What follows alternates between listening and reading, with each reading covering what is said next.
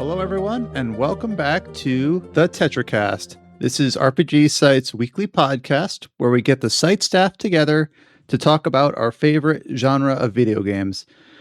My name is Brian Vitale, and this is our last regular episode of the Tetracast for 2021. And joining me today are a few comrades, some peers that have been with me for pretty much the entire year. We have Josh Torres. Brad Josh present. Adam Vitale. Hey. We've got James Galizio. Hey, folks. And Chowmin Wu. How's it going? And of course, I will also kind of give a passing shout out to everyone else that has appeared on the Tetracast from both our site and a few outside of it, such as Colin Black, Paige Chamberlain, who else has been on? Obviously, George Foster. We've had George Yang cameoed on for 1 week. We've had Jess Reyes show up. We've had a few other people that names are escaping me for the first half of the year. Probably showed up once, right? Who? Alex? Did he? Has Alex shown up on a regular week? I don't think so. I think he only shows up for Okay. How about pre-relaunch podcast times? Surely he must have. I actually don't know. Maybe once. I think Alex only shows up for like Game of the Year kind of shows. And, yeah. And I think most all of us plan to be here for the Game of the Year podcast, which we are planning to record next week, though it'll be a little bit longer before that is obviously public. That will require a little bit more wind up. You'll hear at least most of our voices, as well as obviously Alex and maybe a few others. We might get Quentin on that podcast. I don't know about Scott. We'll see. We're very quickly wrapping up all of the formalities and all the details on recording that. That's kind of what we're planning for. This week is our last regular episode. Obviously, we might have a little bit of a peer forward into what we are kind of planning to discuss for that week, kind of the games we're playing in preparation for that. But obviously, any of the specific deliberations about what RPG is RPG of the Year, what is the top 10, we will hold off for that. So look forward to that. It'll be right around the turn of the calendar when it goes public. We're not sure yet. It just kind of depends on how everything times up with the holiday and the break. Obviously, the big kind of story for this last week are the Game Awards. Now, both in terms of the awards that we had, presented, as well as the announcements. We had a few of us kind of sitting in chat, kind of going through them last, Thursday, when we were going, listening to the presentation. And obviously, we all have different opinions on, how much value you can extract from it. But obviously, there were a few things that we covered on the site that we will also go over with this podcast. But as always, before we go into that, we're going to talk about the games we've been playing. And I know a lot of us have basically kind of been looking at the list of RPGs for the year and trying to figure out what games we wanted to at least get our feet wet before end of the year deliberations, as well as just other releases. We obviously had a section a couple weeks ago where we talked about Halo and a few other of the holiday releases that have come out in mid-November. The first game that we're going to talk about is actually one that's been out a while, but I do not believe we have ever brought up on our podcast. Maybe in a quick news shout out for when it released, but other than that, I don't think it's been a presence. And that is the game Wildermyth, or maybe Wildermyth. I'm actually not certain. This released in the summer of this year. It is a procedurally generated RPG, and I don't believe any of our podcast regulars have played it until now. So Adam has recently kind of finished up a few of the projects that he's been working on and has spent the first part of December looking at Wildermyth. So I'll just hand it off over to him. And Adam, what is this game? Why did you decide to play it? And what are your thoughts? So there are a lot of indie RPGs that come out throughout the year, and I think we do a pretty good job at covering most of them, or most of the big ones. We can't get all of them. There's just too many indie projects coming out from developers everywhere. RPGs are too long. Yeah, and obviously we're just a small group of staffers on the site. But I reviewed things like Ender Lilies and Unsighted. I know Josh did Dodgeball Academia. James did Death's Door. Paige did Eastward. And all these smaller scale games that are RPGs that we cover, but we just can't get to all of them right away. There's just too many. And also at a glance, like before these games come out, it's sometimes hard to like determine which ones are going to be worth your time and like which ones are going to be like the ones that you should play. And I've seen Wildermyth. I'm actually not sure what it is. I'm going to guess Wildermyth. We'll go with that. When it released in early access like a while ago, like it's kind of been floating around, like I've seen it, and at the time it was just hard to tell like what is this game. It's like there's like a procedurally generated story. It looks like sort of like a tabletop type sort of RPG, but I didn't pay it too much attention just because there's so many indie RPGs, right? And but when it released like in 1.0 this summer, like I looked at the Steam page and it's got an overwhelmingly positive like reception on Steam. It's got thousands of reviews, and which is a rare bar that many games do not hit. Yeah, I think overwhelmingly positive means that 95% of reviews are positive. So think of it like getting like a 95 on Rotten Tomatoes or something. But so coming up on the end of the year, I had finished up some of the stuff I had been working on, like Final Fantasy V, like we talked about last week, and all that. So I was just like, you know what? I should give this a shot. So I did. And so what Wildermyth is, if you haven't heard of it, so it's a little bit hard to explain, but it basically is a tactical RPG, like almost like an SRPG light. Like it's like tactical, but it's not like super involved or super in depth, like a Final Fantasy Tactics or whatever. Sort of structured within a tabletop campaign that is procedurally generated. So when you play Wildermyth and you like click start game, there are actually 5 campaigns. There's a tutorial campaign, and then there's like 4 like story things. And these campaigns are divided into chapters. So how these chapters work is at the beginning of the chapter, you'll get a sort of a premise to the story, and you kind of create a few characters that you start with. And then at the end of each chapter, there'll be some like event battle or fight that, kind of moves it to the next chapter and so on. But in between those, like in the middle of the chapter, in between the start and the end, everything that happens there is not like bespokely written. It is procedurally generated in that, imagine that you take like a bunch of vignettes, only they're like mini vignettes, and there's probably like 100 of them or more. And as you proceed through Wildermyth, these events basically can happen. I'm sure there's some like rules to which can happen first and which can happen later, but it's essentially like random. And before you go on, go ahead. Yeah. So your party, is it like predetermined and given it to you, or do you actually customize your party, sort of like a Western RPG where you like kind of fiddle with like how you want the party to be? It's not really predetermined. You roll for characters, sort of. It's kind of like a wizardry. It's a gotcha game. No, not roll for like banner draws. I literally mean like roll for stats, like wizardry. So there's definitely like that.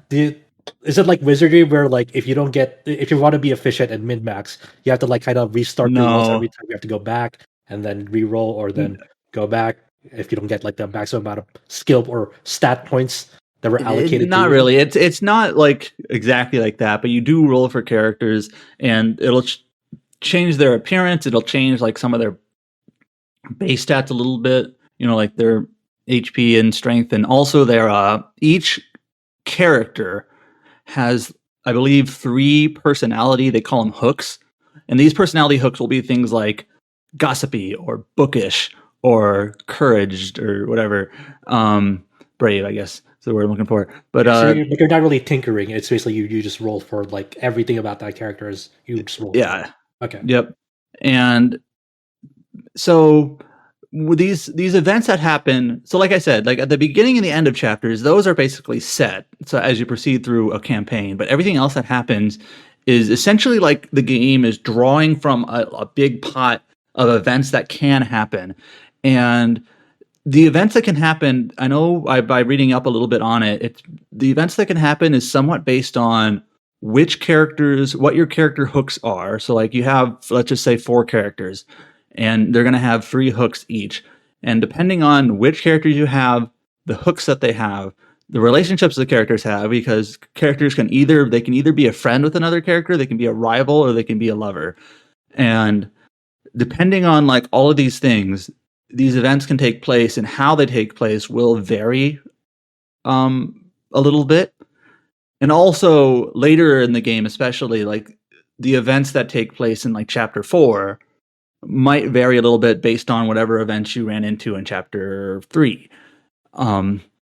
It kind of takes into like a history. So you have like character hooks, you have character relationships, and also character history that kind of all plays a part into like how these events take place. So that's when I say procedural narrative, that's what it is. It's sort of like taking all these different components that are either randomized or just come into play sort of out of happenstance and sort of stitches together these sort of like story packets into a narrative. Can you give me? I need two things. I feel like I need one. Example? Can you like? Yeah, I was gonna say like, can you give me an example of like a story hook? I'm imagining like you find a cave and there's a troll in it or something. But I also just kind of need you to like paint a picture. Like when you're playing this game, what are you looking at? Are you looking like at like an isometric? Here's my party on a map. So those are kind of the two things I need. Oh, sorry. Keep going. So like I don't know. I didn't actually look into directly like which hooks lead to which events. But I like as an example of one event, and the game has actually several of these. There's one event where your characters are in like a cave. You're like slunking through a cave trying to get to the other side, and one of the characters in your party sort of they go off on their own. They venture on their own. I'm assuming they have to have a certain hook to do that, and they find a gemstone. A special like it's like a glowing gemstone, and you actually are given the choice as a player: do you pick it up or not? And actually, I think depending on your character hooks, you might get a third choice as well. And so, the one of the choices is just leave it alone. I think one of the choices gives you the gem as an equipment that you can put on your character that raises one of their stats. And a third choice, might sound a little bit silly, but this is what happens: the gem actually gets stuck in their eye. And that character actually like starts to like manifest like a rock arm, like an arm that's like full of like that's like a golem arm or something. They start to like grow like a rock body part, and that actually changes the sorts of things they can do in battle. So that's just like an example of one event. There's another event I know where your characters are like camping out, and they leave, and there's like they see like a ghost or one of your characters leaves your camp. Again, they probably have to have a certain hook to do that, and they see like a ghost that is kind of just floating around, not really doing much, and they see a vision of this ghost like hiding their treasure, and the treasure is either like a bow, a spear, or nothing. And then like you get the choice, like I need to remember where was that spear I saw, or where was that bow I saw in the morning. And if you whichever one you pick, you'll pick it up like a piece of equipment for your characters to use. So there's literally like 100 of these sorts of like mini events. They're not really like story, I guess. I call them like a story event, but it's more just like an event with your party that kind of stitches together into like an adventure. I know someone described it when I was saying I was playing this game. Someone described it as like a D&D campaign where the game is the dungeon master, kind of like telling you this is what happens and this is what your party is doing right now. And it is genuinely impressive, just like how well it all like holds water in terms of like the sorts of things it keeps track of, and how like the different permutations that can take place for all these different events and how your characters are involved in that. But I'll get back to that in a second. As to your other question, Brian, about like what you're looking at, there's basically two different parts of the game. I'll start with the easier part to envision, which is just like the tactical part, so the actual battles themselves. So the battles themselves, they're very similar to a traditional tactical RPG on grid. So it's a grid-based tactical RPG. And your characters, they look like almost like Paper Mario, like they're 2D little like paper like cutouts, almost like imagine like a board game piece, because it seems like it's meant to invoke like a tabletop game, right? So imagine it's sort of like a tabletop 2D little cutout of your characters, and you move around the game board. There's a lot of other different like rocks and trees and maybe bookcases or fire pits or all these other things that are around the game board that are also like 2D in nature. So it looks like a pop-up book in a sense, is what it looks like. And so that's the easier part of the game to envision. The outside of battle, you're on a world map, and the world map is basically a big circle. And this circle is divided into a dozen or 24 like sections, and they're just sort of like randomly cut out of the map. So imagine like a puzzle piece, only instead of a square rectangular puzzle, it's like a circular puzzle with various sections of the map. And this is also randomly generated. And you'll start like at a home base on the map, which is one of the sections, and then in chapter 1, a handful of the other sections you'll be able to travel to, and you have to go there and scout them out, or there might be a battle on a certain section that you go fight, which is again like one of these random events that leads to a battle.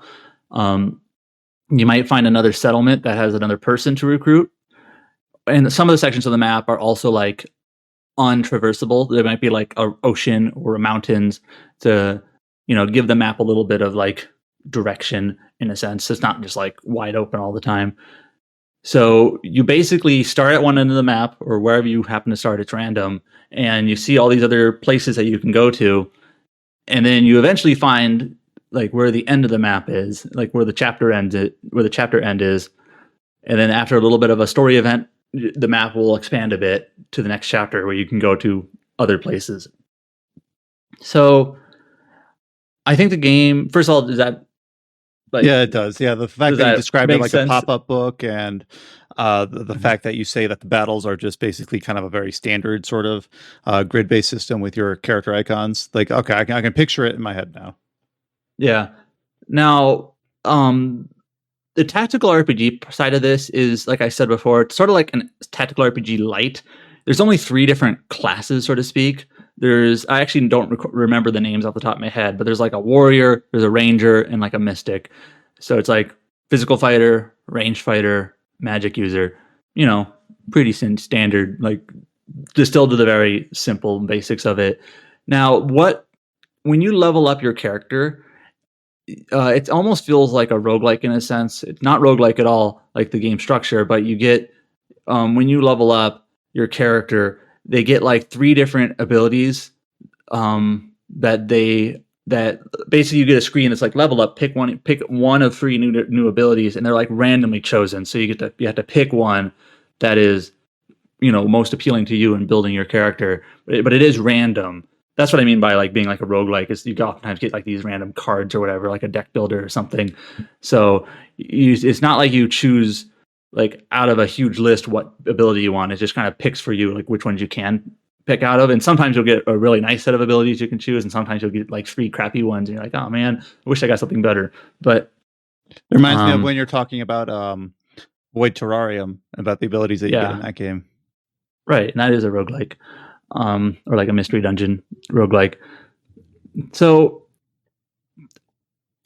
and probably the most interesting class to actually give a little bit of depth to here, the warrior pretty much acts exactly as you expect them to. They can either be like a physical warrior or more like a fortress, like a tank. Ranger, very self-explanatory. They attack from far. They do poison. They do traps. The mystic is actually kind of interesting because they don't just like cast fireballs.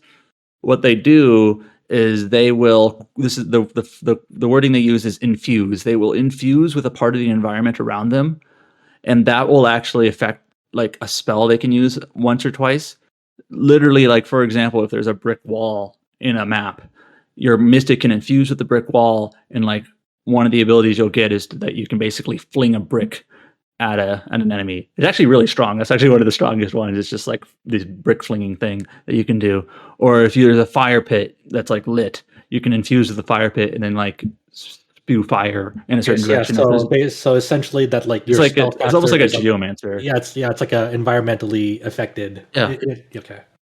So that's like the one class that works like a little bit more like a little bit different.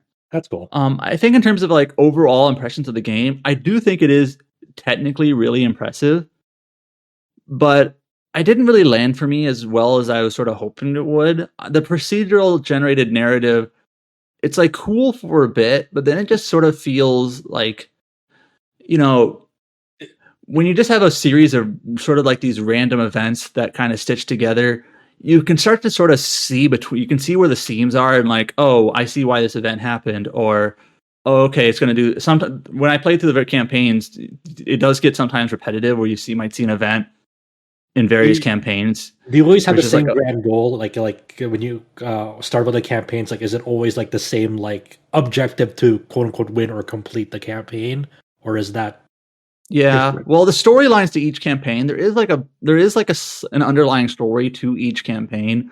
Like for example, the tutorial campaign is about like this oncoming threat, like this sort of ancient threat revived, called the Gorgons, and they're like, they're like Medusa sort of type enemies. They're called the Gorgons, and it's like this conflict against them. So, like I said before, the start of every chapter and the end of every chapter will sort of move forward that plot, but everything that happens in between it, like with your party, is random. And then like there's another campaign that, like the last campaign I did, has to do with this sort of beast-like tribe called the Drauven, and they are basically reviving like a dragon of ancient time sort of thing.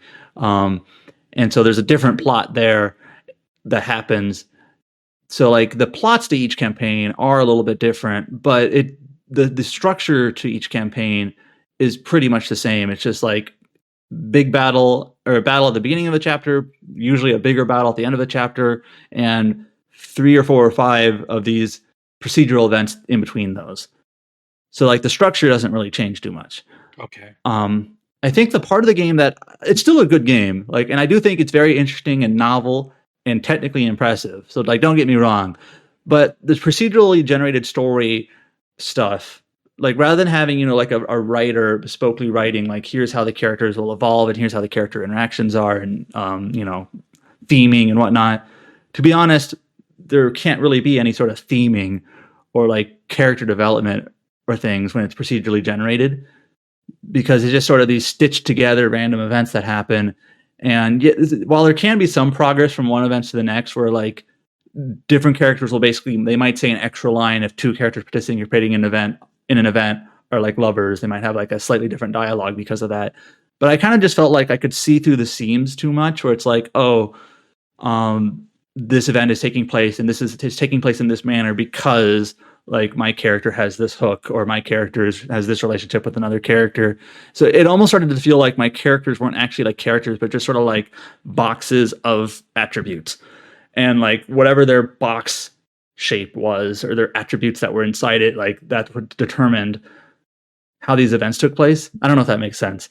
Oh, No, okay. I So think let me try to like make sense of like how this like plays out, and you tell me if I'm wrong. So, for example, let's say you have a character, their name is Bob, and let's say you have this rival character, their name is Keith, and then you go to the manor, and in the manor you kind of have like a showdown with Keith about something stupid, but it leads you to like kind of battle them or have like a confrontation, and then you kind of spat words to each other, like very not great stuff. Now, like think about like another campaign, you're still playing as Bob again, but then let's say another character, Barbara, has this rival hook, and then you go to the manor, and then is it still like the same event where like instead of Keith, it's Barbara now having this spat with you, but like the dialogue is similar? Yes. Okay. Like, so I think reading up on it again, I think how the game works is within one campaign, you will never see an event twice. Because I think overall you might see like 30 events. That's a rough guess. Maybe it's more like 40. I'm not sure. Or maybe it's more like 25. But you'll see roughly that number of events, and they'll never repeat. But then on like a second campaign, you will see like the same events again. And like you said, it's sort of just like it's the exact same event with 90% similar dialogue, with maybe just some slight variations here or there depending on the characters, like their attributes or whatnot. And I should also mention that like a campaign takes about like, let me just say roughly 5-6 hours to complete. So they're not that long. So I did all 5 campaigns. So that took me like 30-40 hours roughly. More like 30, I think. so it's not really that outlandish to think that you're going to play more than one campaign and you might see these events more than once. But it's sort of like you said, when you start to see like the same event again in a second campaign, it's just like, oh, I see what it's doing. It's exactly the same as before, only with like maybe a very slight permutation on it. And I don't know.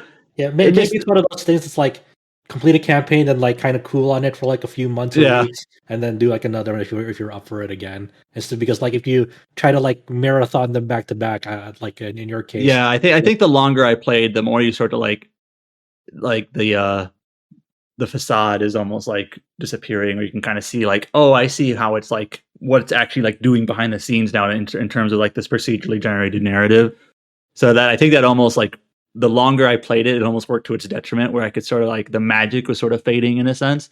And it's an interesting thing because like it is very impressive technically in what you're saying, like how the procedural generation stuff sounds really, really cool. But like obviously this game was made by people. It's not like AI made this, but there is like this sort of feeling and how you describe it in like the screenshots that I'm seeing of like it is like a what if thing of like what if one day we pick up a game and that game was not made by another person, which is like all AI collaborating with one another to make a video game. It's like, oh, that's one thing that's actually kind of like nifty as well. When you like see these various events, it'll actually each event has like a title.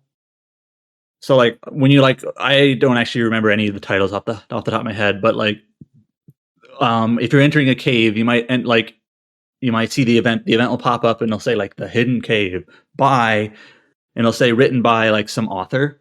So like it actually has like the authors who wrote these little story packets, the developers of the game, they'll actually like give them credit, like which ones wrote which like event that happens. So I thought that was kind of neat. That's neat, and I wish more like games did that. Like as much shit as MGS5 has with like having Hideo Kojima's name all over every fucking chapter. Like there is something cool about if you try to like make that kind of like cinematic game, like having like a staff list of like the people who worked on like this chapter of the game. Like there is something cool and neat about that. Rather than just having like a list of writers in the main credits and there's like 8 names and you don't know like who to attribute it's like a whole big credit list. So it's like, you know, like the downside of that for MGS5, of course, is like it spoils like the characters that like appear in that chapter. It's like, oh, I didn't know this person was gonna appear in this until, you know, the staff list told me beforehand. Yeah. Now, one thing I didn't mention and I didn't do, is that you can play this game in multiplayer. Okay. So it's I know some people like that I know actually they played like a campaign in co-op where, as far as I understand, like, you know, one of the players will get control over like 2 or 3 of the characters and another player will get the other 2 or 3 characters, and you basically play the game like in control of your characters and your partner can do the other characters. And I don't know how that comes into play for like the events, like depending on what character is involved in an event, one of the players gets to choose what happens or not, because there are choices you do get to make that will affect things like I mentioned with the gem, like it affects whether your character will go through a transformation or just get an equipment. But that sounds like now that you introduce multiplayer to the mix. Now this game now feels like a beginner D&D platform. Yes. Like, yeah, a lot of people can get into it and none of them have to worry about being the GM or the DM of it. You know, the stress that like, you know, the responsibility that carries. Like you can all just participate and not have to worry about that. And of course, like anything is more fun in co-op, right? Yeah. Like everything is. So, overall, let me just be clear here. I still think this game is really cool, and it's definitely like unlike anything else. You know, there's a couple of other like tabletop-ish sort of games, right?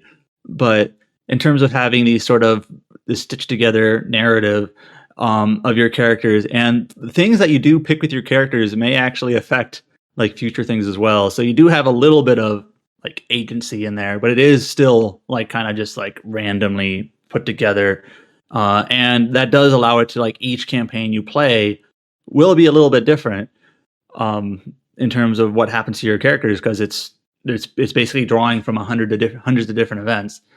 I think my overall like impression of the game, if I had to like distill it down into one like sentence, is that I think this is really novel and genuinely impressive but it's not quite as interesting like as the end product as I was hoping. And maybe, like you said before, I think actually me playing through all 5 campaigns back to back to back probably actually didn't do it any favors, because I start to see like the patterns and how it's actually like putting it together, and it did start to feel a little bit robotic. So you kind of reminds me of something. It reminds me of like Odin Sphere. Like, you know how you play the same character? I mean, like, well, it's kind of like the same gameplay structure with all the 5. Oh, if you play like if you decide to play like all 5 characters, by the time you get to the 5th one, it's like repetitive. Yeah. Right. So you have to play one character and then cool off, come back to it in a year, and then play another. But yeah, it's a really cool game. I think I think I actually do know some other people who maybe in a similar boat to me. They played it and bounced off of it, but it's a sort of thing that it's like it's kind of. I'm trying my best here, but it's a little bit hard for me to like describe it, I guess, because it's so different, and that's cool. I think this is a game that's like not like super targeted towards like hardcore RPG players. Like, you know, we played a lot of RPGs in our time, but I think this game like is more targeted towards like people who want to have like a very casual D&D experience and don't want the setup that comes along with it. It's like just hop in and have a just easygoing time with it, and like this is kind of just a thing that you can like. I really wonder like if this is why this exploded in popularity on Steam, because like this is now, does it have online support, online co-op support? Oh yeah, it does. Yeah, actually, I think the co-op is only online. Okay, I might be wrong. It has an online co-op and LAN co-op tag on Steam. So okay, so it might be both. Yeah, so I think that maybe like partially why this exploded on Steam in popularity is because this is like one of those like easy to hop in games. Like you can play with people who don't like are really into D&D but want like sort of like a D&D experience. Yep. Do you think this game has probably its overwhelming positive rating? Well, like I'm probably going to review this game because I kind of feel like I should, and I'm thinking probably like an 8 out of 10. I know I'm not quite as positive on it as maybe some people are, but still an 8 out of 10 is a positive review. So like I would just be adding to that 95% positive. So I think it earns it. Like my review is going to be positive. It's not like a 9 out of 10 or a 10 out of 10 for me, but still positive. So, right, the difference between the Rotten Tomato style and the Metacritic style. Exactly. So, do you think that this game is going to be in deliberate? So you're basically, when we're looking ahead to Game of the Year deliberations, when we get to this game on the list, it's got to basically be you again talking about it, as far as I know, because I think you're the only one. That happens every year. There, like I put together just kind of a slight aside. I put together the list for the poll this year of how many RPGs are in the like that came out this year, as well as how many RPGs are coming out next year, and there's more than 100 that released this year. There's like 150 something that I have on the list, and there's like already more than 100 for next year. Now, not all of those are going to land next year, but there's a lot of RPGs. We can't all play all of them. That's just it's literally impossible. There's not enough hours in the day. There will definitely be like a good handful of like there are so many RPGs this year, and naturally there will be RPGs that like only one person has played on staff, and we'll have to like who really loved it, and we'll have to try to like we kind of have to trust each other to some extent. Exactly. So but and yes, that does mean just with any staff awards, not just ours, but any staff awards, whichever game got played by the most people might have just kind of that bias in a sense to like be the winner or do well. Now, in terms of Wildermyth specifically, one of our category awards is design and immersion. I don't know about that. That's kind of the award. It's sort of like best game design at Game Awards, right? It's a little bit of a flexible, like admittedly openly flexible topic, but like Wildermyth, I'm kind of thinking like no other game is designed like this, so it might be worth considering in terms of its design, because it's unlike anything else for that category award. I don't know about like top 10, maybe sneak in there in the bottom half, but there's been a lot of good RPGs this year though, so it's really hard to say at this point. But I will nominate it for that like design and immersion category, because of its specifically its design is unlike anything else. So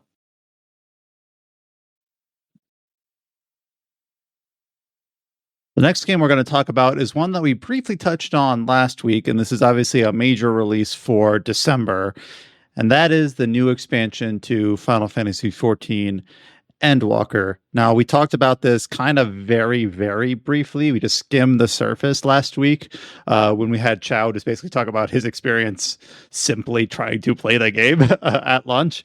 And I do think a lot of the more meaningful discussion for this expansion, obviously because of the issues logging in, because of just the length and the amount of content to go through, I think it's still a little bit too soon to get really into like the lasting impact, what this contributes to the overall package, all the sort of like deep rooted questions for Final Fantasy 14 Online. But now that we have both Chow and James here and have both had a chance to make some progress into Endwalker, figured we touch on it again, give some just general impressions about what it brings to the table, maybe what some of the new classes play like, just the new environment. This is going to be general impressions. This is not going to be how the expansion ends or, very clear, obvious spoilers. So this will just be basically, take one on the impressions of this newest expansion for Final Fantasy XIV. And since Chow was able to talk about it briefly last week, I'll hand it off to James just to start out. But obviously, I expect some back and forth as they talk about their general takes as they basically just started out this expansion as it released. So, James, Endwalker, all right. Just boil it down into like its core components.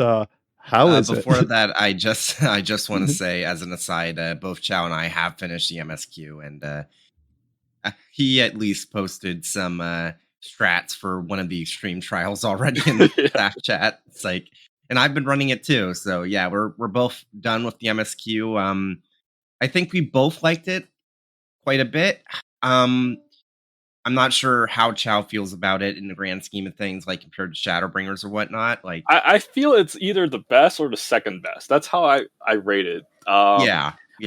I think a lot of people seem to forget that Shadowbringers is not perfect. There is a very sluggish middle to the game that people seem to forget that existed and just pretend everything's perfect because it has some really hype moments in the game.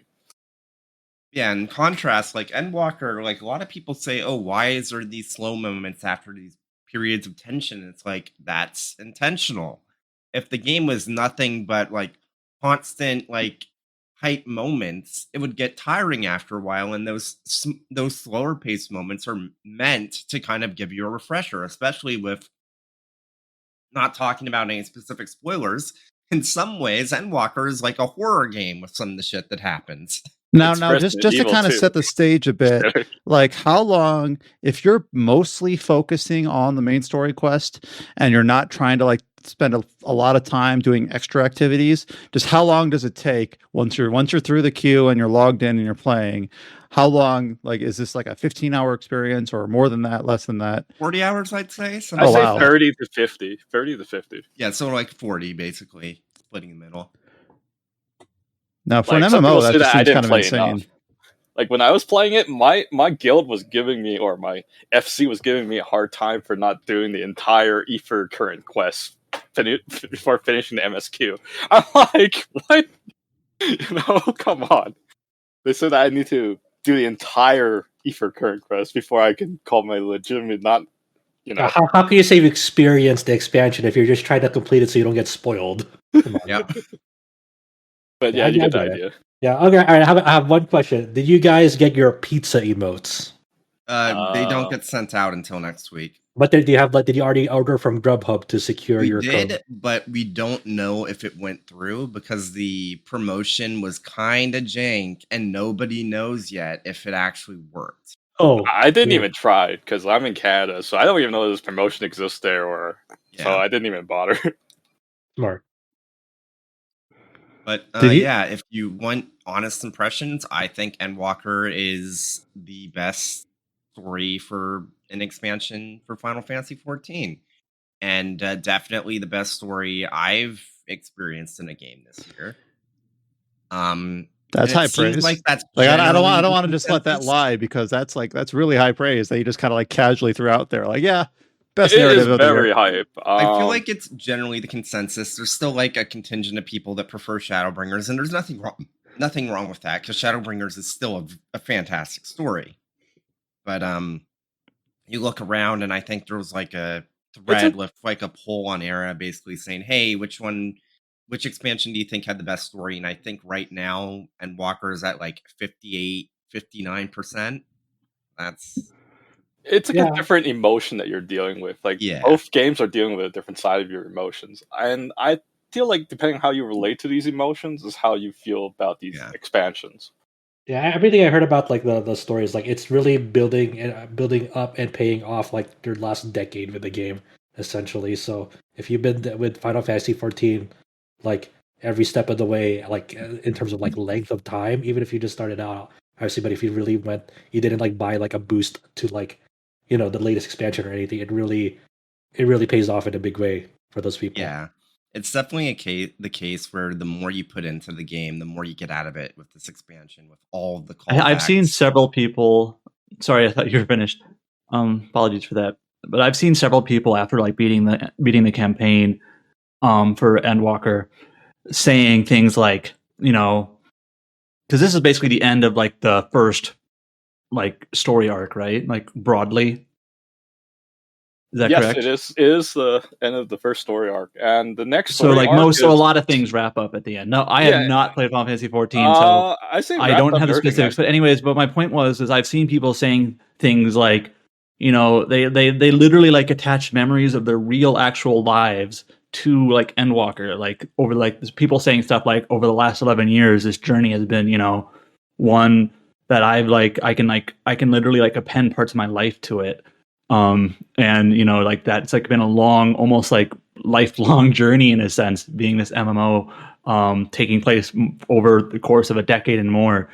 Like that's how much it means to some people. They've been playing this, for more than a decade is a long time. Yeah, and I know like Andrea actually kind of joked, but like there's some truth to it that like she doesn't remember like exactly like when did I get my new puppy? Like Vega is one of her dogs. And it's like I don't remember what year that was, but it was like right around Heaven's Ward or whatever. Like she actually like literally like catalogs her life by Final Fantasy 14 expansions, which is kind of a little bit funny, but there's some truth to it. Yeah, and you have to think about it too. Like this game, obviously, its importance and this whole series will means different things to different people. But there are literal marriages that came together because those two people met each other through FF14. You just have to imagine that like real relationships happen. You meet lifelong partners, friends. Like it's one of those things. Like it's so cool to see that like the time that you put into a game that you love so much, like and things that really meant to you and come to you along the way, friends, lovers, etc. And like to see that game pays off in a great way that makes you feel good. Like that feels nice, because everything you've done up to this point doesn't feel all for naught. Yeah, and it really can't be like overstated just how impressive it is for them to stick the landing, because there's so many long running stories out there that just fumble the ending, even if it's like generally pretty good. There's like so many stories, there's like issues that really hamper things, and you look back on the experience and it's like, man, that ending just wasn't fulfilling. And I feel like for most people, Endwalker has definitely been a case where it's like, actually, no, this is like a fantastic conclusion. And if anything, it makes a lot of the events leading up to it like land all the harder. Like there was multiple moments in Endwalker's story, again, not talking about spoilers, where it made me think of events in the story past and think, man, this makes that situation land all the much harder and whatnot. And I think Chow probably knows at least some of the events in Endwalker I'm thinking of when I say that. It's a real strength, and I just hope that the queues do get better soon, so so the people that don't have that much time can get back to the story themselves or even start it, because it's like if Endwalker had come out 4 days earlier, it would absolutely be a front runner for her Game of the Year cast just by virtue of how many 14 players are on staff. Yeah, so as a reminder, I don't believe that this is the exact same criteria that the Game Awards uses, if that's a benchmark, I don't know. But for our purposes, December is kind of our cutoff. So like our year is December to December. So Endwalker will be in consideration for next year, which I think is fair, just because obviously by the time we're talking next week, not everyone will have had the chance or the time or the luck to be able to get in and play. Obviously, to fully digest the expansion and play all the classes and all the new tweaks and areas, just is going to take some time. So when it comes to this year, if we're talking like Final Fantasy 14 as an ongoing game, it's basically going to be up to the launch of Shadowbringers, but not including it, if that makes sense. Endwalker. Yeah, as soon as you made that noise, like, yeah, Endwalker. All right. It's also better this way because after like a year, you'll have more of the game and you can rate it as even a whole. Because I don't think like a Final Fantasy expansion is complete without the post game pack. Well, in this one, the story is complete, but it's still going to be supported with post expansion content. It's just going to be kind of shifting it towards a new story arc and maybe more of a gameplay focus in terms of, raid and PvE content and less narrative, as far as I understand. And like, there's also this one thing. It's like we're like talking about like say Shadowbringers, for example. If you're just completing the 5.0 base game, it was fantastic. But if you add like the 5.3 post game patches, that was like it sealed the deal as one of like the best Final Fantasy games today. Because to be clear though, Endwalker is unique in the sense that they specifically made the 6.0 patch like more substantial because they weren't going to follow up. Well, they weren't going to conclude the Endwalker story in 6.3. They were going to conclude it in 6.0. That is true. I mean, but I'm just saying, like as a whole, like there's like these post game patches that kind of add significance to the game, right? So, I mean, like currently it's just going to be like setting up the next saga, whatever that could be, right? Yeah, and plus we don't have the 8-man raids, the 24-man raids. We are supposedly getting a new deep dungeon this time around, and I would be shocked if we don't get another Baza, like Eureka style zone. So it's like there's a lot to come. There's like obviously going to be an ultimate like pretty soon because they had to delay one out of Shadowbringers. So there's a lot of content to come, and I think if not this year, next year's Game of the Year cast would probably be Final Fantasy's spot for like ongoing support. Right. Obviously, it'll still be in consideration for this year in terms of whatever. I don't remember like when is Shadowbringer 6 or 5? Sorry, 5. Like when did 5.4 and 5.5 land? If that landed in this year, we'd have to consider those for ongoing game. Yeah, but it'll be kind of hard to recalibrate our mindset to say like, all right, best ongoing game, but we can't count Endwalker itself. Like moving away obviously from like narrative and like your thoughts on narrative, like how do you guys feel about the classes that you play in the Endwalker? Like any cool new stuff that you guys got that you're really thankful for that they updated in Endwalker? I only played 2 classes so far, or 3 classes so far in Endwalker. I played the Dragoon, I play a Scholar, and I play a Sage. That's what I use, and I'm not sure what James did. So I've heard that Scholar, even though it didn't have many changes to like its tooltips, apparently the fairy is a lot more responsive now to and there's like some changes to the way that shields work, where apparently the shield gets it's just like fine tuning it. It's like, yeah, I mean, like people were raging from the trailer because all it showed was that speed buff, but you know how powerful that speed buff is for like savage raids? It's just, it doesn't look cool and flashy in the trailer, but that skill is like god tier useful though. Yeah. And like Andrea, like I've been talking with her and she says that like since she's a Scholar main, like there's some really cool stuff, like the fact that when you're casting your shield heals, the shields get procced even before the cast finishes. Basically it procs as soon as you can slide cast, which is insane. Which I guess that's some jargon that if you don't I was gonna actually say, like, do I poke at this to try to unveil it or just let it lie? So when you're casting magic in 14, there is a technique called slide casting where if you I believe it's the last half second of the cast, you can start moving and the cast will finish. Like it'll complete. Oh yeah, I used to do this when I was playing Black Mage in the game. Yeah, I remember. And if you move before then it just cancels the casting animation. But basically, the way that she alluded it is that apparently the shields will proc even before the cast finishes, but it will proc around the same time that you can start slide casting, which is really, really cool. But yeah, generally, like I think I said this about the preview, but most of the classes did not see massive changes. There are some like exceptions. Like Monk has been drastically changed. I don't play Monk. Summoner was drastically changed. I do play Summoner a bit. I do miss Dot Mage, but I understand that a lot of people really, really like the new Summoner, and it's great. That's great for them. But overall, most classes are almost the same, just with some slight tuning that makes them feel smoother to play. I hear Reaper is the new hot shit. Like people really love Reapers. Reaper is great. It's essentially a case where it's like, hey, bro, I heard you liked burst windows, so we put a burst window in your burst window so you can burst when you burst.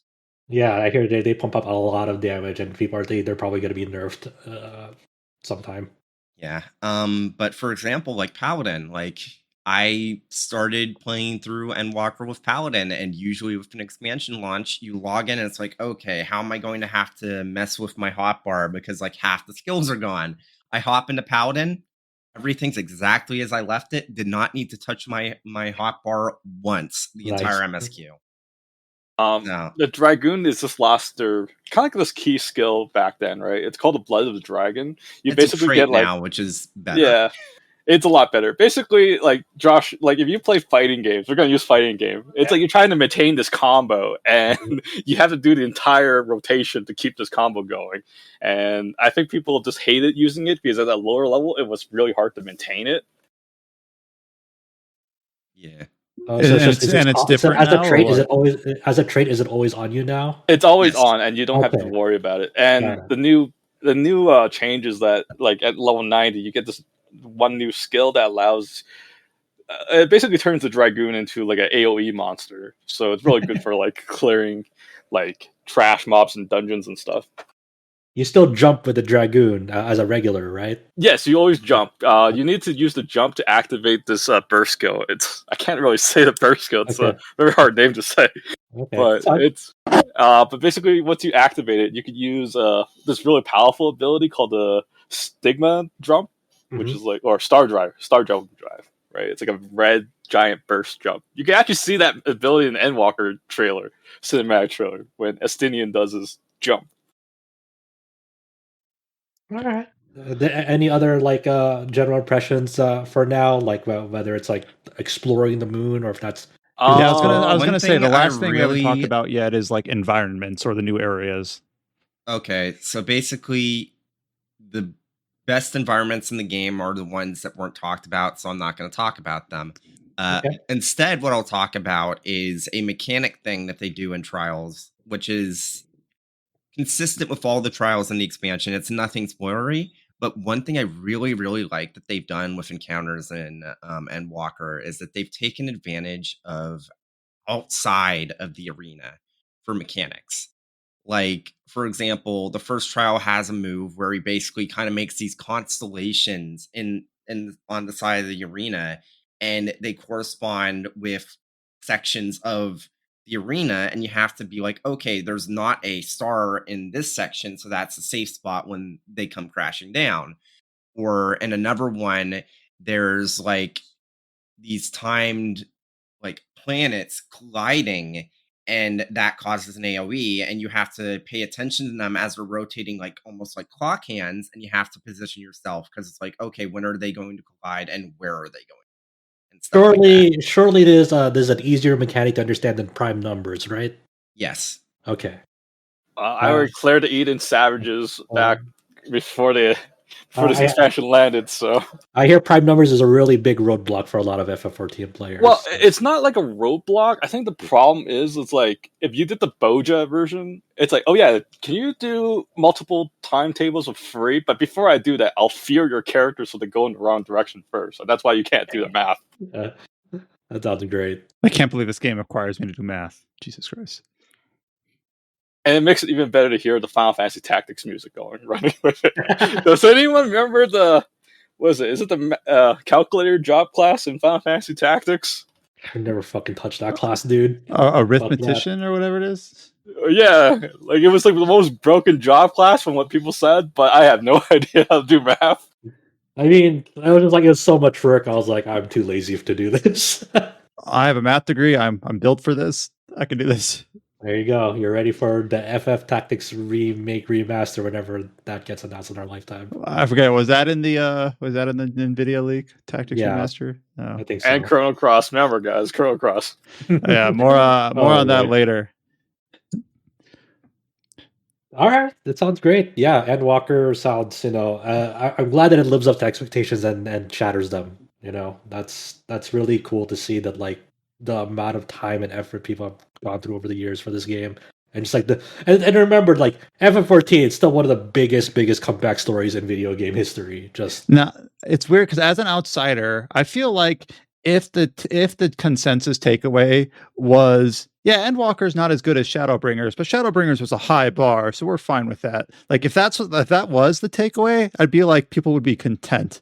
But it's the fact that the takeaway is this dispute, whether it's better or not than Shadowbringers, which already set the bar high, is just like, what else could you ask for? The fact that the bar was already where it was and Endwalker still might have cleared it is just like, okay, Jesus Christ, they lived up to the expectations, which maybe you would have expected couldn't have been met, but they were anyway.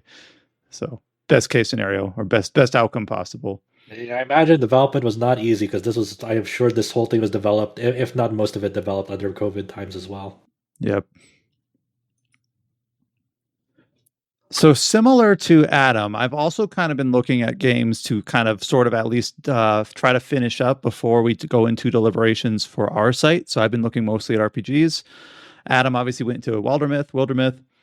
And then one game that I had left unfinished from earlier in the year was Fantasian. Now, Fantasian obviously is the Apple Arcade game released by Mistwalker, the developers behind Blue Dragon and Lost Odyssey. And we've talked about it on the podcast before. It was released in 2 halves throughout 2021. So I'm not going to treat this like a new topic because it isn't. But I had kind of played the first half. My Apple Arcade subscription had lapsed. Adam and James had played the second half. And I know Josh had also touched on it as well. And I just kind of didn't want to leave that unfinished going into I didn't want to have to go into the deliberations next week and always caveat my opinion with, well, I haven't completed the second half, or I haven't touched the second half, but so I took December to basically try to fix that mistake and try to just at least get through it. Maybe not completely to the credits, but at least figure out how the second half of the game plays. So I re-upped my Apple Arcade subscription, and for the last week, I've been playing Fantasian again. And the most recent game that I've played beforehand was Shin Megami Tensei 5. And the reason why I bring that up is because I feel like both of these games, in a weird way, are kind of like kindred spirits in that they're both turn-based RPGs, and that they're both fairly difficult on their like standard difficulty setting. Now, obviously, Shin Megami Tensei 5 has a free DLC like story casual mode, which is obviously completely valid if you just want to see that. But I have been probably having to engage my brain and like strategize and get frustrated more with Fantasian than I had been with Shin Megami Tensei 5. I feel like Shin Megami Tensei 5, once you kind of establish a few key habits, or you kind of learn the best progression for like how to set up your party or how to progress demon fusion or just kind of techniques for taking on bosses, I feel like it becomes very manageable. Where Fantasian, I feel like I'm fighting bosses that my level, like Fantasian gives you sort of a recommended level to take on any of the whether it's a side quest or a main quest. And even at that bar, I'm finding myself like really having to strategize and figure out like what's expected of me. I think it's probably one of the most tightly tuned RPGs that I've played in some time, where if a boss fight had gone on like 1 or 2 rounds more, I would have probably failed, but I had to put in a strategy where basically I just win by the skin of my teeth, which is kind of like nerve-wracking, but also exhilarating in a way. And go ahead. Sorry, I was just going to say, I remember when I was playing through it, I had the distinct feeling that almost all of Fantasian's boss fights felt like, unless you knew the exact strategy you needed to use, and even if you did, you're inevitably going to lose if you don't complete that strategy quick enough. Like every single fight in the game is basically a round of triage in a sense. And a lot of it is kind of using the hints of the dialogue, or using the hints of like, you scan the enemy and see what it's weak to, and you say like, oh, this is a boss fight, but it is weak to the effect mist, which is basically like blind. And then once you blind it, you realize that the fight actually becomes way more manageable, where it's like, if I had never like registered, aha, I should try the status effect on this boss, I would have struggled so much more. And I enjoy games that are challenging. They're frustrating in the moment when you're struggling on them, but I do think that the payoff for succeeding that challenge is worth it in my mind. I know that's not a mindset that everyone has, where if they I actually completely agree with you. Because there have been bosses where I'm on, I was, so this game is set up in 2 halves. It was released in 2 halves. And the second half, the comparison that we made, this is a very easy, almost like superficial comparison, but it is still a valid one, to Final Fantasy VI, World of Balance, World of Ruin, where you play through the first half of the game. It kind of establishes this is the world, these are the characters, this is the premise. And then a major event happens, and then you're basically like, all right, you already know the world, you already know the characters, you already know the premise. Now we're going to kind of open it up to you, and you can, get your party members back, tie up these loose plot threads. Some of them are very like casual side questy plot threads. Some of them are obviously more meaningful ones. And there is sort of like a suggested order based on like, what level are you? What does the side quest ask of me? Do I have the correct party members in my, reclaim to in order to succeed?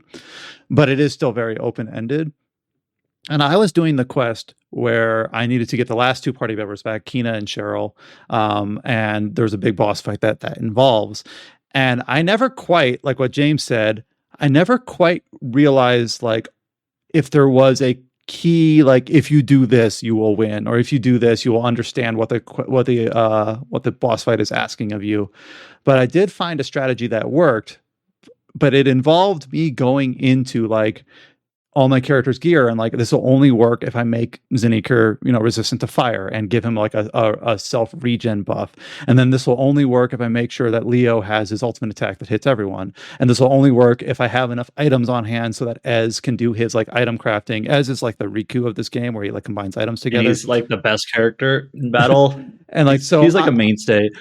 He's the best specifically because of his like ultimate ability that basically says, I can now move 3 turns in a row, more if you buff it. Yeah, so most of the ultimate abilities are just like Leo does fire damage to everyone, Zinniker does dark damage, or not dark, earth damage to everyone.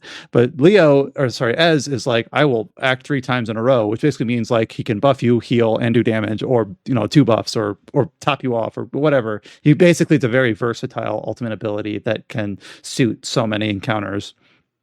And there's this meme, right? Or not really a meme, but kind of like almost like it's like a Gen X tier joke amongst sorry, Gen Xers listening to this podcast, amongst like RPG players, where it's like, I don't want to use my elixirs. What if I need all 99 of them for my next fight or whatever, or my ethers. But in this game, it actually like almost expects that you will have a stock of items, you will have a pool of MP, and you will have to use it. Like, you cannot be conservative. You cannot be like, timid about using elixir if you need it, or keeping a good stock of items on hand. And like, what if I need them later? It's like, no, you need them now. You are in a challenging boss fight, and you will have a much harder time if you are super conservative just because you don't want to use your items or whatever. And I actually do kind of appreciate that, where it's like, I've got a pool of 12 elixirs, and if I have to use 3 of them on this fight, so be it, because that's what I need in order to come out on top, and I'm going to lose otherwise. Is there an easy way to farm them? Because in the classic FF, it was never an issue because you can easily farm them, or there was some kind of trick to farm these things. I don't know about elixirs specifically, but all the other materials, like a very useful material is Ether L, basically a very large MP boosting item, because you're gonna need it, because your pools of MP are pretty limited. It's not like other games where you don't heal up at save points. You do heal up at inns. So if you are able to step out to an inn to heal up, that helps in your item management.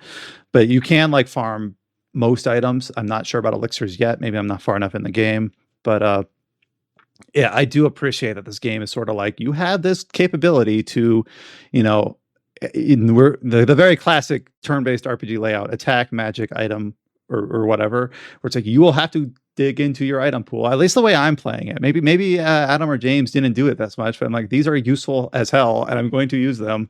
And after battle, I'm going to go to item shops and restock, and actually like not have an infinite pool of money that doesn't matter, because in so many games, I'm thinking like Tales of Arise, we end up with like so much money that it almost becomes no longer a gameplay component. You just buy what you need, and it doesn't register anymore. Where here it's like, you might actually have to like make a decision on, do you upgrade your equipment, or do you restock on items, or do I need to go out and fight things just to get stuff to sell for money? And it actually I specifically remember like Ez's skills that are like haste and healing, requiring like, I forget, it's been a while since I played it, but whatever those items are, like potion S's or just the various items that you need for the haste buff specifically. Yeah. Eventually you can buy them, but like basically had to make sure like I have a stockpile of those, because those are like incredibly useful. So and then not only items, but also, this game has a skill tree, which skill trees are in so many games nowadays. It's hard to like sell them as like, this is actually a good component of the game, and not just like a box on a check, a checkbox on a list. But I was doing this fight where my strategy was using Zanikar, who is like the tanky defensive character, to try to taunt the enemy into attacking him. And I saw that on his skill tree, there was the ability that when you taunt, you automatically guard, so you take less damage. And I'm like, I need this, because, otherwise he's going to die too quickly and need too much like healing in order to stay upright. So I could have either used some items that give him additional skill points, or just level him up, which gives him skill points, to make sure that I had that node filled before this fight, because I'm like, all right, this is the strategy I'm going with. In order for this to work, I need this node filled. I need to go do this. That's also the sick thing about the game. It's free respecs all the time. So if you need to there'll be some fights where you have to alter your entire like chemistry of characters, of like, hey, I need to build this character in this certain way for this strategy to work, and then you don't have to fiddle with any like items or anything to get a respec. It's just like you can do it at any time. I actually forgot about that, so now I'm feeling pretty silly. That's honestly really useful, Brian. Like if like, okay, for this battle, I don't need this branch of skills over here on the tree. I can just kind of remove all those points and put them over here where I do need them for this battle, and then for the next battle, you might remove those and put them over here on the tree. Like you might have to like change how your tree is filled from battle to battle. So. And also, one other thing that I really like about, because it's a turn-based RPG, which obviously have existed for 40 years, I don't know, more than that, and there's only so many things you can do with it. And I remember this was reminding me about Ruined King when I talked about sort of the wrinkles that game kind of threw in. But one thing that's kind of interesting is that a lot of RPGs these days, like if you read the UI, you win, basically, where it tells you exactly what's going to happen and how effective it'll be and who goes in what order, because the turn order is explicitly listed, which is true in this game as well. But also, like, I'm fighting this snake-like boss, and this snake-like boss is kind of writhing back and forth, where on the underside, it's more like a millipede, where on the underside of its carapace, it's got this weak node, and on the overside, it's got this shell. And if you time your attack poorly, you will hit the overside instead of the underside and be ineffective. The UI doesn't tell you this. The actual like enemy model does. And there's other similar things where there's like a floating enemy that has like shields floating around it. And the UI doesn't tell you that your attack's going to be like deflected, but obviously if you cast your spell and it runs into a shield, it's not going to work. So I actually do. Yeah, there aren't that many turn-based there aren't that many turn-based RPGs that like you actually have to pay attention to like the idle animation of the enemy because you have to hit it at a certain time. There's actually like unique hit detection spots and zones on the enemy model instead of like, oh, if you just, it'll have like a bog standard animation. Like if your attack makes contact with this enemy, it'll show a hurt animation. One boss, and maybe this will be useful for Brian. One boss I struggled with against because I just missed the cue. Like I just didn't see it. There's a boss that's like a giant flan, and I was doing very little damage to it, and I was just like, I don't know, like I'm trying to figure out what I'm supposed to do here, and I just, I'm trying to figure out what the trick is. And what the trick is you're supposed to hit this boss when it like opens its mouth. And I just thought it was just like a normal idle animation, like, oh, sometimes he opens his mouth. And like, it wasn't obvious to me that was like an opening. I just thought it was just sort of like a normal, like, animation. That's like the game, a standard credit. It actually lets you know that the first time you fight that enemy. I know which one you're talking about. See, I totally missed that. And maybe I'm just an idiot. I remember Cheryl saying something like, we have to wait. I remember Cheryl saying something like we have to wait for the opportunity to attack, but it wasn't obvious that she meant hit the mouth. But that's what it was. And it's one of those things where it's like the anime. It's like, well, should the game be more explicit? But I actually kind of enjoy that it isn't. It's just the fact that we're kind of boiled frogs, where we like expect this information to kind of be doled to us in a different mechanism, where it'll be like an icon that says this enemy is guarding or he's not exposed yet. You gotta wait. Where now it's just like, pay attention to the animation, dumbass. Like obviously the shell is in the way. Don't attack now. And I just kind of appreciate that it takes a very simple concept like that and says, now this is important. You better pay attention to this or you're not going to have a good time. If you can't tell by the way that I'm describing this, obviously I am not done yet. I'm about like 45 hours in. So it's a pretty meaty game once you put both parts back to back. But we have quite a bit left. Yeah, like I might not finish before the deliberations next week, but hopefully I'll at least have both parts of the game like pretty thoroughly covered. Even if I don't see how the narrative concludes, that's not really kind of what is the strength of this game. I don't think the narrative is fine. It's good. It doesn't detract from it, but I just more enjoy that how classic it feels, how meaningful your decisions are, how it's not just like press attack and heal and let the narrative carry the game, because it's not that sort of game at all. But I do think that this is going to be one that I'm going to push for top 5, just based on my experience so far. It would have to really take a nosedive here at the back part to fall out of that consideration for me. I know that a lot of people are listening to this and are basically like, Apple Arcade, I cannot, I do not give a shit or whatever because of the platform it's available on, which is valid. Hopefully we might see like a non-subscription release. I have no idea like what the financials look like or what the contract is that tied it into the Apple Arcade ecosystem. I think all they said was they had 1 million downloads, or they were close to 1 million. Right. Yeah. And if you have the capability at all, I would suggest giving this a look. Whether that's an iPhone or an Apple TV or what other vehicles that's available in. But I hope that I do realize that the availability of this game is going to be a detriment to it, just for consideration kind of in general, just because you can't just load it up on your Nintendo Switch and play it, or your PC and play it easily. So that's just Go ahead. The more we talk about it, the more I think, if I'm not counting Final Fantasy 14, Fantasian might actually be my favorite RPG I played this year. You know what's kind of funny? It's like when Brian said, pay attention to the animation, idiot. That is Final Fantasy 14, the hard fights later on as well. But no one seems to turn their brains off when they're doing these fights, so they don't look at the animation.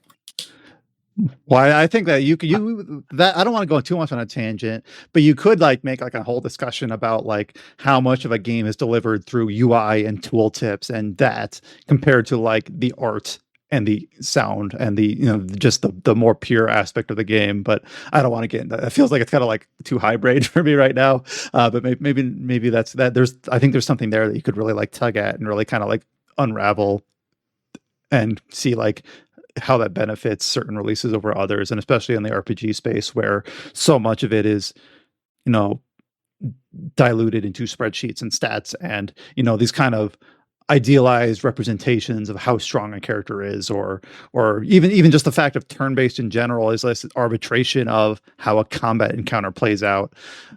So I think you could really tug at that if you wanted to, but I just kind of wanted to talk about Fantasian just as a, you know, don't forget about it. I think it was a really strong contender for the year.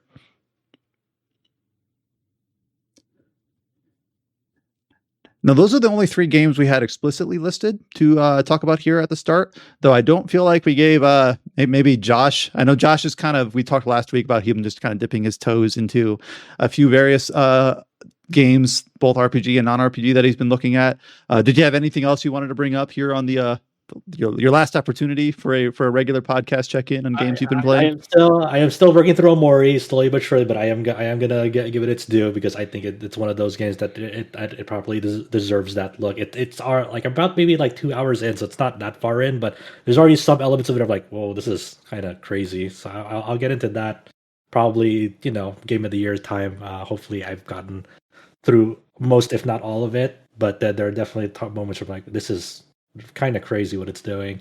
Other than that, I don't know why, but like I just after SMT5, like I've kind of been itching for like a game where like I just want to like raise like monsters and like have like cool party customization and like raising and stuff, and like I don't really want to go do another playthrough SMT5 because of Switch performance stuff. So I never played Digimon Story Cyber Sleuth, but people, you know, liked it over the years. I'm like, okay, sure, why not? And like that kind of hooked me in. I'm like 17 hours into it. All of a sudden, I'm like, what the fuck happened? It's like, it's. I've heard that if you like squint, close one eye and squint the other, the Digimon is sort of like an SMT game, like I mean, raise like monsters. I mean, like the gameplay, the actual turn-based gameplay is basic and like not really all that great. Like it does have like flashy, like unique moves for Demon, like what SMT5 did, but Digimon did it first, or you know, other RPGs did it first. But like that, like it's very, you know, it's very basic in that aspect. There are some buffs, some like magic, and like some attacks, but it's not that the real, you know, the real strong aspect of it is like the whole you level up Digimon to digivolve them into like other like high, like, you know, there's like this whole Digimon hierarchy where like they start out as babies, like the training stage, training 1, training 2, then they become rookies, and then those rookies can digivolve the champions into ultimates to megas, and then some of them you can combine, some of them you have to use other items and whatnot, and they all it's not like linear too. It's you can like digivolve into like one of like 3, 4, 5, 6 choices for some of them, and then there'll be times where you want to like digivolve them, so you can go move backwards because you'll need like a high stat called ABI, and like some digivolutions will require like your ABI needs to be like at 20 or 30, and the only way to do that is to like move them backwards and move them forwards again to like raise that ABI so they become like quote unquote more experienced, I imagine.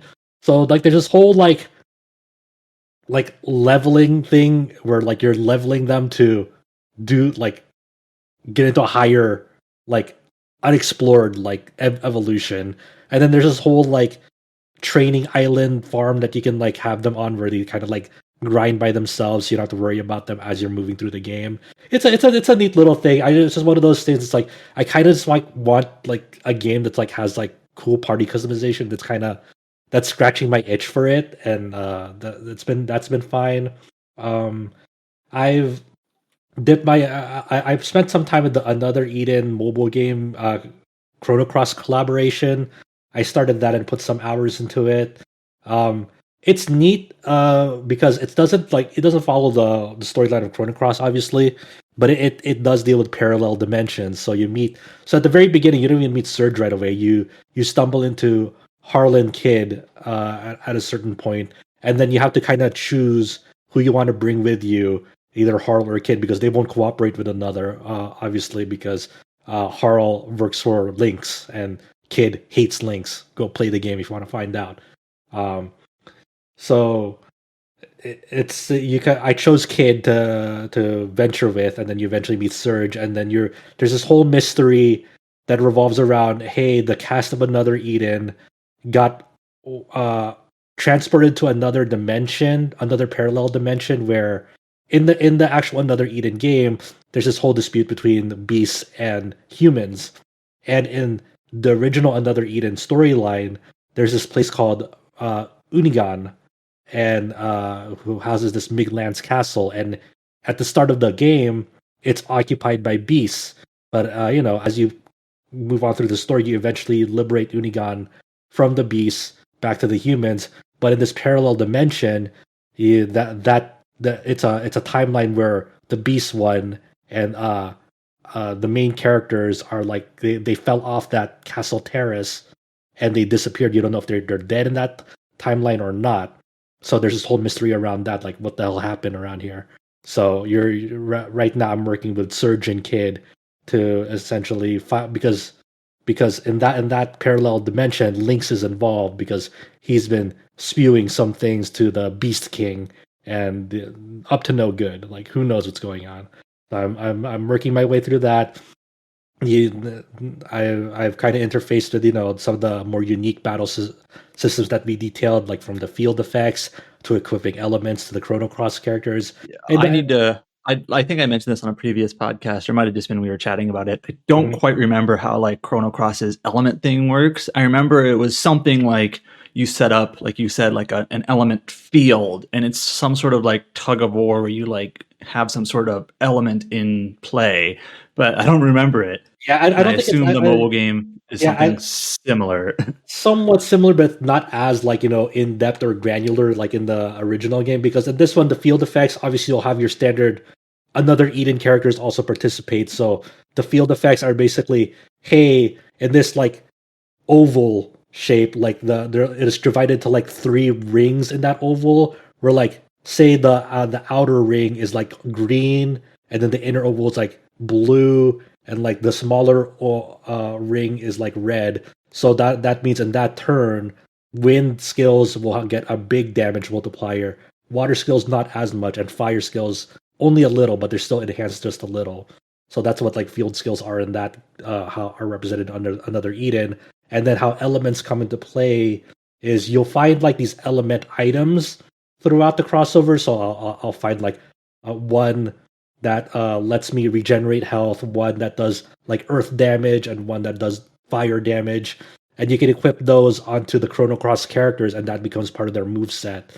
And as you level them up, they'll be able to equip more and more elements. So at the start, they're only able to equip 2, but if you level them to level like 60, they'll get another 3rd element they can equip. And if you get them all the way up to level 80, then you equip up to 4 elements that they can, equip onto them along with their standard skill set. So that they seem pretty versatile, but I haven't really had the chance to mess with them yet because I'm also. It's interesting because this gives it like difficulty levels, and like the difficulty levels affect like the rewards you get because you get like these growth stars. And as you play through the collab, and they give you like items when you reach a certain amount of growth stars. But I'm just on the standard difficulty level. I had to bump it down to veteran because standard is level 60 enemies, veteran is like level 70 enemies. I'm like, I'm fine. I have like level 80 characters, but my equipment is shit and outdated because I haven't played this game in so long and has so much content and power creep and whatnot. So like level 70 enemies, even though I'm like 10 levels ahead, my equipment is bad, and they're just like one hit from like a grunt will like be half health is gone. It's like, oh shit, there's a lot. There's a lot to deal with. So that's kind of cool. I've also gotten back into BlazBlue a little, the fighting game that came out how many years ago? Because that got got back I got a rollback netcode update that was announced at CEO 2021, one of the big fighting game tournaments here in the US. Yeah, so that's been really fun, like just relearning it with friends and playing them. It feels really, really good to play now. It's very similar to like if you were just playing offline. Similar, not the same, but it's really really good. So that's You been a can't lot. complain about dropping your combos anymore. That's what I- people used to say when you used to play Blaze Blue. You know. I don't blame them. There's so many micro dashes for some characters like Naoto in the game that like it's easy to drop them in delay base. So I don't blame them. But now that's been all fine and dandy. I've been relearning Kokonoe, so that's been crazy. I've also just as the last thing because this is a recent and that this just came out. At the Game Awards, they finally unveiled what the Matrix Awakens Unreal 5 experience is. So I went to go check that out, just really to I was curious about it to see what it was like.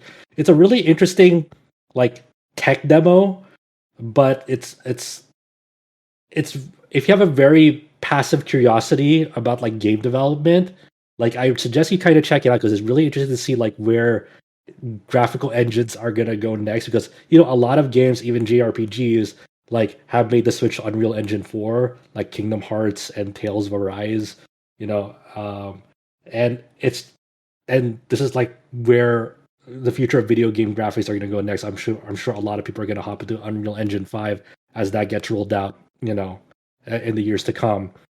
And how this Matrix Awakens tech demo introduces it is at first like kind of gives Keanu Reeves like a sort of meta commentary of like, you know what? Technology has come a really fucking long way since the first Matrix movie. It's like, yeah, Keanu, I totally agree. So he's there with Carrie Ann Reeves, and they after that whole spiel about like where technology has gone, there's a sort of like sequence where it kind of emulates the freeway chase in the Matrix 2, which is like the best part about that movie. It's not quite like that, but it's sort of like that, and it's like a very on rails like shooting experience where you're playing this. I forgot who the character is. It's sort of like Naomi from, was it Path of Neo? I think. I've only seen the first Matrix, so I don't. And it was a long time ago. I know, So. but it's a character that resembles that character. I think her name was Naomi, um, where you're kind of shooting a gun from off like the rear of a car, and like there's a lot of agents after you. So it's a very very pretty but very scripted and very linear sequence. So after you do that, it kind of gives a pan over like the not New York that you're in the Matrix, showing off like Unreal Engine 5 um features, where it has like the Lumen graphical engine, it has like Chaos, which is like that's the name for like the physical or the physics engine that's like powering Unreal Engine 5.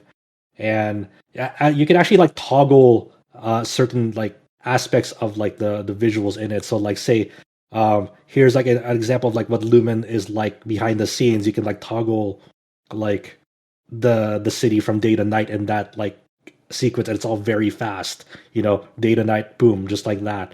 Or if you want to see like another aspect of Unreal Engine 5, it may go to like a more like you're not seeing like the actual like visuals that the game is rendering. It's like the triangles that make up the game. So it's a very when you see like behind the scenes on video games, it's very like bright and very like colorful because like you have to have a good like visual of like how many triangles or polygons are in this one specific object, or like the material that is comprising this model in the game, like that will show up.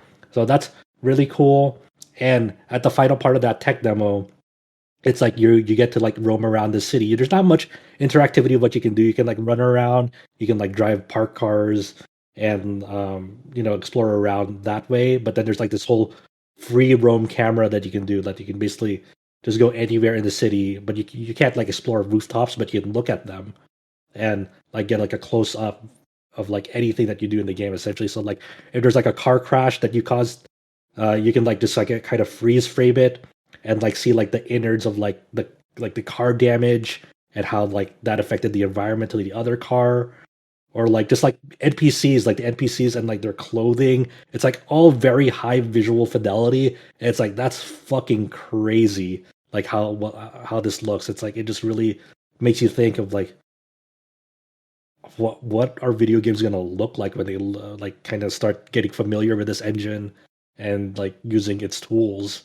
So it's just a really cool thing to see. And like one of the really the like things that kind of blew me away about this tech demo is like the tech demo part is like sort of open world, so it's very large in scale, but like obviously since it's like kind of emulating not New York, so but it's very similar. Each like building has like you can see like the interiors. You can't travel inside them, but you can see the interiors, and like the interiors themselves are like not like great visually, but they're all uniquely laid out. So like one room will have a different like layout from another room, which will have a different layout than the other like dozens upon dozens of rooms. And it's like you can all see that from the open world. So just like from like a scale aspect, like that's kind of freaking crazy. So it's and you can all see this too through like the visual like different visual filters and how um things are like emulating in real time. So you can like in real time you can manipulate the sun rotation and seeing how different shadows will be effective depending on the sun's position. You can manipulate like if you want how many crowds you want. So essentially, you can like make it less dense or no crowds at all. You can see how like the traffic simulation is being represented behind the scenes. So like when you turn that on, you'll see like just cubes, like neon cubes, going through the streets. And I was talking to a friend of mine who's familiar with like game development, and he's like, yeah, that's how it's actually represented like throughout game development. Like when you like say you're playing an open world game and you move the camera so you're no longer looking at like a certain part of like a street that has like filled with cars. When you're not looking at that anymore, they basically become like these invisible cubes. So they don't render themselves. They're not like actual models. They're only rendering when you're looking at them. Exactly. Fully. Yeah. So it's a really cool, neat experience. And like, if you have a next generation console, like it's free. And if you're really just interested in like the inner workings of like game development, obviously only for that engine, but other games have, work under different engines, so they could be different, obviously. But I assume, a lot of people are really interested in Unreal Engine 5, and who knows, like within the next 3 or 4 years, maybe we'll see just a whole bunch of games now under that engine. But yeah, that's all I've been really just checking out. That's I'm gonna really work on Omori before Game of the Year, and yeah, it's gonna be a wild one. Before we go into talking about what the news that hit both before and during and after the Game Awards, we did have a couple features that went up on the site. One of these games that Adam has talked about a few times on the podcast was kind of an unheralded release from October, and that was Dungeon Encounters. And Adam basically, this is the sort of game that Adam was the perfect person to review it, I suppose, a gearhead like that when it comes to, stats and mechanics. And that's basically what Dungeon Encounters is distilled onto. So this will be one of the games that he is probably going to be a champion of, maybe not champion of, but in the most well-versed in to discuss at length for the Game of the Year deliberations. He wrote up a written review up on the site for Dungeon Encounters. Adam, did you just have like one sentence to say on it, on your review? It's basically just a written form of what I verbalized on the podcast before. All right. So we'll just keep it at that. So very distilled down to like the core of what at least a turn-based, traditionally Japanese styled RPG is, without any of the fluff, and how Adam took to that. And the other feature that's up on the site right now, and Adam kind of touched on this in general when talking about Endwalker, that Andrea Sheeran did put up basically an op-ed about reflecting on the biggest moments of Final Fantasy XIV Online and her personal experience with that game throughout the years leading up to Endwalker's launch. So that's basically, we have a very personal article up on the site, which we don't do a lot of that sort of stuff, those sorts of features often. So it was really kind of cool that Andrea put that together for us. So that is also up on rpgsite.net alongside the Dungeon Encounters review. So both of those things are up. Please go give them a look. Ahead of the Game Awards, we did have a short list of ancillary news that just kind of, or just to wrap out the year as we move into the next calendar year before people start taking off for their their holiday breaks and their winter shutdowns and everything like that. Did anyone here play Vestaria Saga War of the Scions back in 2019 when it released in English? I want to. I just haven't gotten around to it yet. Yeah, I haven't done it yet.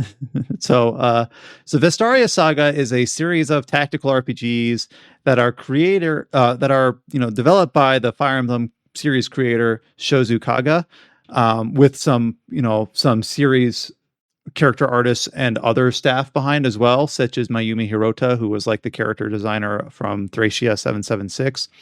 And there was, as far as I know, a trio of games that have released in Japan over the last few years.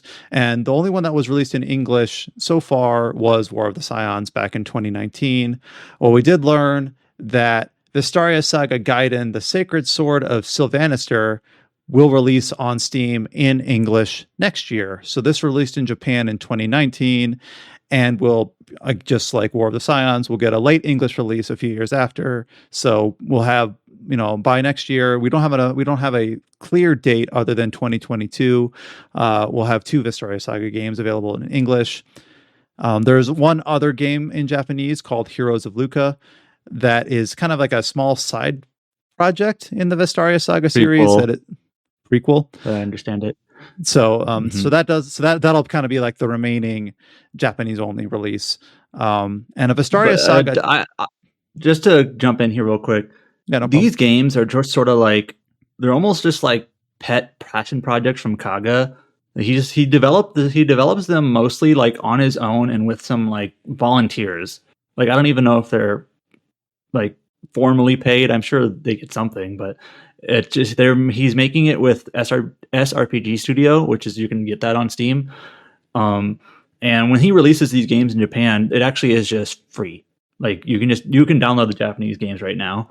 Dongan Entertainment is obviously localizing and publishing the game in the West, so they cost money here. They said basically outright that's just like, that allows us to translate it, so we have to pay for that. That's just how it is. But yeah, there's the original game, which is out in both languages now. And then this game, which is called The Sacred Sword of Silvanister. It's called a Gaiden, but I've heard that it's basically a sequel. It's just not called Vestaria Saga 2, but it's basically a sequel. Apparently there is going to be a Vestaria Saga 2, but again, it's just basically, that's more just the desire of Kaga to make it rather than anything like concrete. Basically, and him saying like he has plans, but it's not really announced. Well, the word Gaiden in Japanese means like an inner tale, so it could be a sequel, a side story, a spin-off. People use that term for all kinds of weird things. Yeah, right? Yeah. It's fucking cool. But this is basically a sequel, even though it's not like number 2. But yeah, I really liked Thracia 77. I always forget if it's 776 or 766, but I really liked that game. 776. When I played it, I really liked it when I played it a few years ago. And that was was that the last game Kaga did? I don't know if he did Fire Emblem 6 or not. But no, he left by then, and I think there was a whole story of Nintendo trying to sue him because he was trying to make a game that was. He was releasing games on the Super Famicom like in almost the year 2000 or whatever it was. Very, very late, and he refused to go to N64. But anyway, I've always been interested in these games because it's like it's basically like old school Fire Emblem is what it looks like. I just haven't played them yet, and now there's soon enough going to be 2 fully fledged games that you can play in English. We learned about the first week sales of Pokemon Brilliant Diamond and Shining Pearl. Obviously, we talked about these games for the 2 weeks after they released, that James had played through them out of the cast here. They've sold 6 million copies in the first week. So, surprise, Pokemon's still a juggernaut, I suppose. Now, obviously, that caveat that that's 2 games and a lot of people double dip to have access to everything, but it's so weird. We talk about like Tales of Arise or other games, crawling to the 1.5 million mark or the 1 million mark, and it's like Pokemon just 6 million out of the gate is what it is. It's one of the largest entertainment properties still, has been for. And that 6 million in a week. That 6 million in a week is basically on par with Sword and Shield. They also did about 6 million in a week. It's also in time for the holidays, so expect that number to just rise up exponentially. It's gonna be a lot of Christmas presents. Oh, actually, digital sales. I believe so. Usually, this is published by the Japanese website Gamer, so I don't have a direct translation on hand, but I do think that it is interesting to see that like Omega Ruby Alpha Sapphire did 3 million, X and Y did 4 million, Let's Go did 3 million. So Sun and Moon did 7.2. So this isn't like the best performing pair of games, but it's up there. It's doing pretty well. And I have heard since James talked about it on the podcast, a lot of praise for how meaningfully difficult the Elite Four is, how they actually have like competitive teams in terms of like IVs, EVs, held items, just general strategy, team composition sort of stuff, where it actually kind of feels like a challenge to get to the credits of the story of a Pokemon game for once, which is kind of like, has that ever happened before? So I just out of curiosity, Pokemon Sword and Shield right now, like life to date, is at 22 million. So like just a little bit, decent. I'm interested to see how well Arceus will do because it's such a big shakeup relatively. Yeah. Mm-hmm. Some people might see Arceus as like a spin-off and it might not do as well. Right. But I have no idea how well Arceus will do. But at the end of the day, I'll have Pokemon in the name, and having Pokemon in the name will guarantee you a certain number million of sales. Mm-hmm. We've already talked about this on a previous episode of the podcast, how Loop Hero is releasing for Switch, or is now available for Switch. But alongside that, we already talked about the port, but the game has sold 1 million copies, primarily on PC, entirely on PC for the first million. So just kind of checking in on basically that Devolver Digital sort of indie project ended up doing, pretty well, I presume, based on the scope of the game. We did earlier in the year cover that. We had Josh kind of lead us through a video preview of sorts that we have up on our YouTube channel, as well as we didn't do a written review for it. But we do have the YouTube video on it as well. Now available for Switch and PC. Yeah, I imagine those developers are fucking stoked, and I wonder what they're gonna do next. If this is like, isn't this their first project? Those developers. Yep. Yeah. So they have a knack for thinking outside the box. So I'll be very interested to see what they do from here on. One of the remasters that kind of maybe went under the radar, we did talk about it briefly on the podcast in late spring, early summer, was the Legend of Mana HD remaster on Steam and console. It is now also available for mobile devices, first in Japan, but now also available worldwide as of now. It is on a lower price throughout the rest of the month, at least until the 21st of December. So this is kind of similar to what we saw for Trials of Mana, which released on mobile devices after its console release. So Legend of Mana HD as well. Yeah, it was literally a shadow drop. Like they didn't announce that it was coming to mobile. They were just like, "Hey, you can now get it on your phone." Like, oh, cool. Well, didn't that happen? Didn't that happen for Trials of Mana as well during the 35th anniversary stream? They're like, by the way, it's on phone. It was close. I don't know if it was the same day, but it was like almost a shadow drop at the very least. Mm-hmm. It came out like a week later, maybe. But yeah, Trials of Mana released for mobile earlier this year, like in the summer. Now Legend of Mana. But yeah, Legend of Mana is like an action RPG. It's a relatively simple one, but like real-time movement and attack, like it's not turn-based. So I wonder how that controls on a phone. So, but yeah, great soundtrack. That's like the remastered soundtrack for the Legend of Mana re-release is amazing. Now you can worry about missables on the go. Legend of Mana is not really like a missables. It's a very uniquely structured game. You can easily miss things. Yeah, I mean, if you play it without a guide, you're going to quote miss something, but it's not. It's not that type of game. Yeah, it's different. It's not like the traditional type of missable. It's just like how the game is structured is very, very different. We have another mobile gacha game shutting down. That is Tales of Crestoria is shutting down on February 6th of next year, 2022. It originally launched in July of 2020. So that's a lifespan of about a year and a half. and all premium purchases have been disabled. It's going to shut down, worldwide all versions of the game simultaneously. And of course, this also kind of happens like as we've had news recently of the upcoming Tales of Luminaria. Not upcoming, it's already that's here. out. Oh, it's already out. All right, I don't keep on this stuff. Yep. The released Tales of, when did Tales of Luminaria release? Because Well, we'll it's have to- releasing November like its 3rd, chapters. November 3rd. Oh, okay. Will it Yeah, last it's longer like- than a year and a half? I don't know. I feel like Luminaria's worse than Crestoria. Oh, jeez. Man, that interview was a shit show. Remember that interview? What do you mean? Man, they asked I think it was the director some very difficult questions, and it was just like you were just put in a really bad situation. One of the questions was literally like, how can we know that you're going to support this game in the long term? And he's like, some wishy-washy answer, like, just, we believe that this game will do well and we will continue to support it. And then his a month later, his support was Crestoria shuts down. His answer was like, at least you can expect support because we're going to release like new characters like weekly, essentially, right? So you have a base standard of how, at least you'll have guaranteed support, because we have to get content out for this game. It's like, obviously he's not in charge of that. It's Bandai Namco hire us, but it's just like, man, you really shouldn't have like tossed this question for this because it's out of his hands. Essentially, it's like we can only do what we can do, But he was kind of like a fall guy. It's good. It's weird, right? Because like you saw this coming when Tales of Luminaria was announced. It's like, oh, that's weird. They're announcing a new Tales mobile game when this other one just barely launched a year ago. Yeah. That's weird.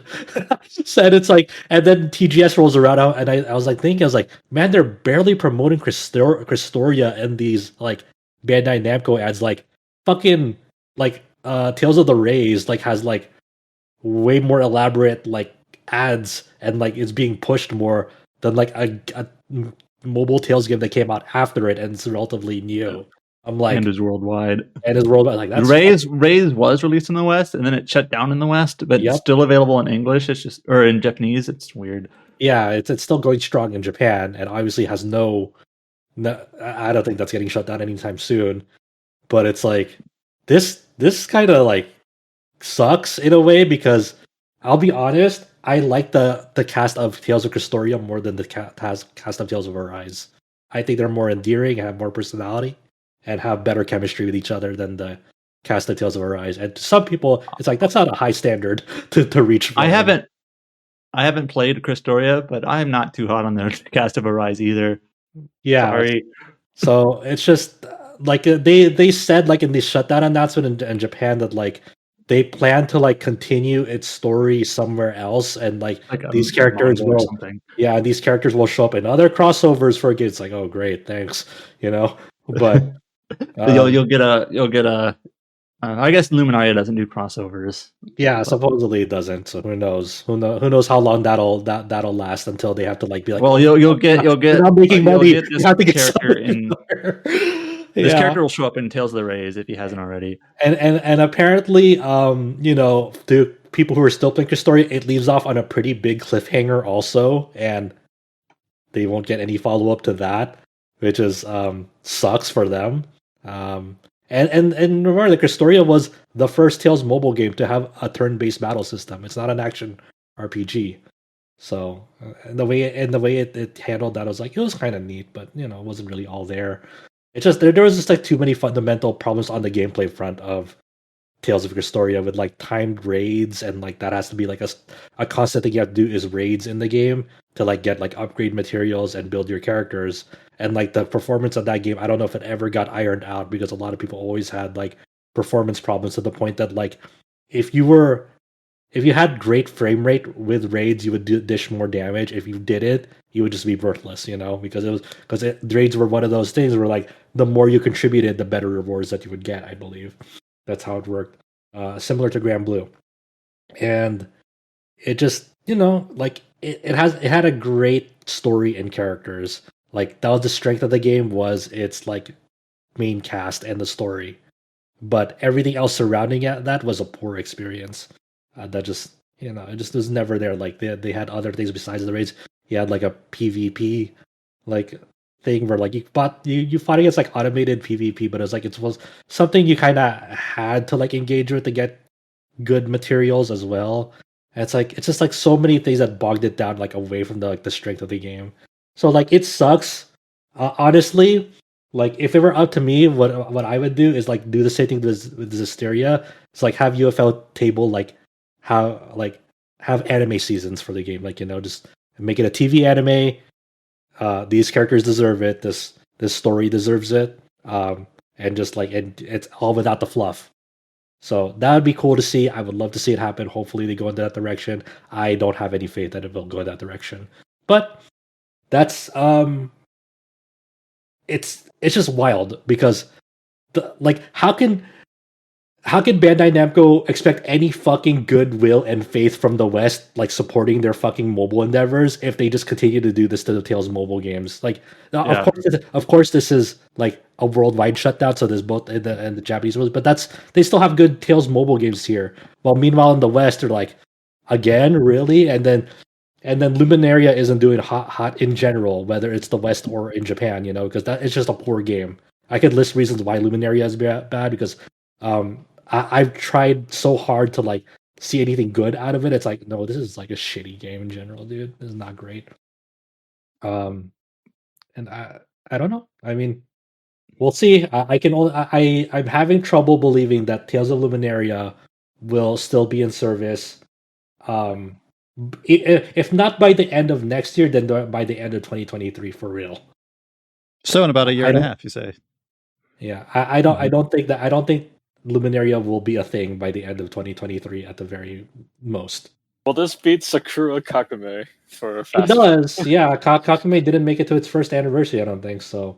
I mean, Kakame was just a fucking crazy dev story that we kind of went into throughout past episodes of this podcast, but it's just, man, really bad higher up decisions all around, and yeah, he kind of just saw the writing on the wall. I can only imagine what Crestoria players felt when Luminaria's thoughts like, oh, that's awkward. And like as the coming months came by, it's like, yup, you kind of saw the writing on the wall, and all of a sudden, like there's not a common thing. Like a lot of well, not even big, but like just a lot of like well-known mobile games are shutting down. Like Fantasy Star, Idola, either shut down or announced to be shut down. Arc the Lad shut down in the Japan, but it's still going in the West, which is weird. Fantasy Life Online, same deal. Yep. Except Bold Trend, like somehow just grabs the English license and releases it anyway.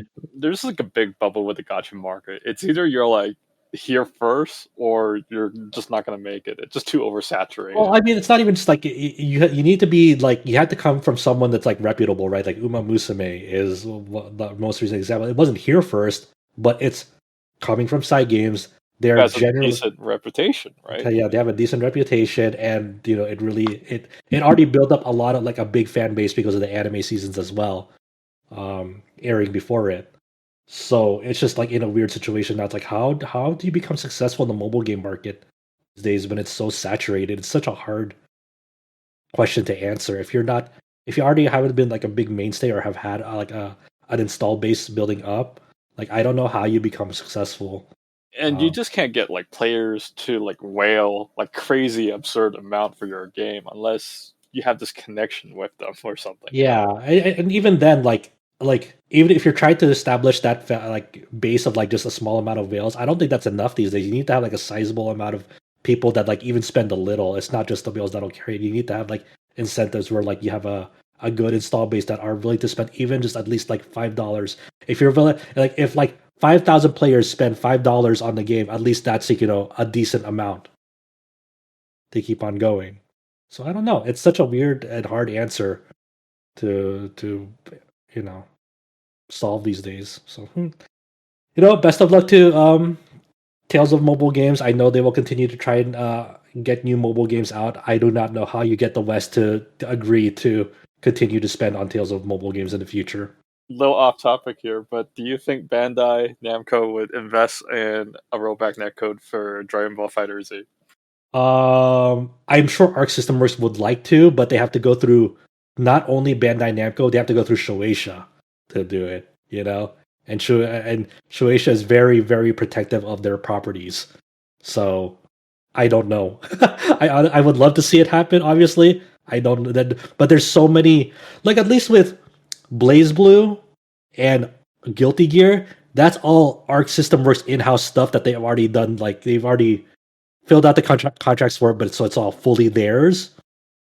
But for stuff like, even for like an upcoming story that we have with Persona 4 Arena Ultimax, and with your question of the Dragon Ball Fighters, there's like every step along the way. If you have to go through so many obstacles to get it there, those negotiations and contracts, like they take so much time to like negotiate. Is it even worth it to do this? Because it'll cost this amount of money, and of course these obstacles will want their share of the money as well. If you're trying to renegotiate, who knows? Every step along the way, it makes it more likely if you have to go through these.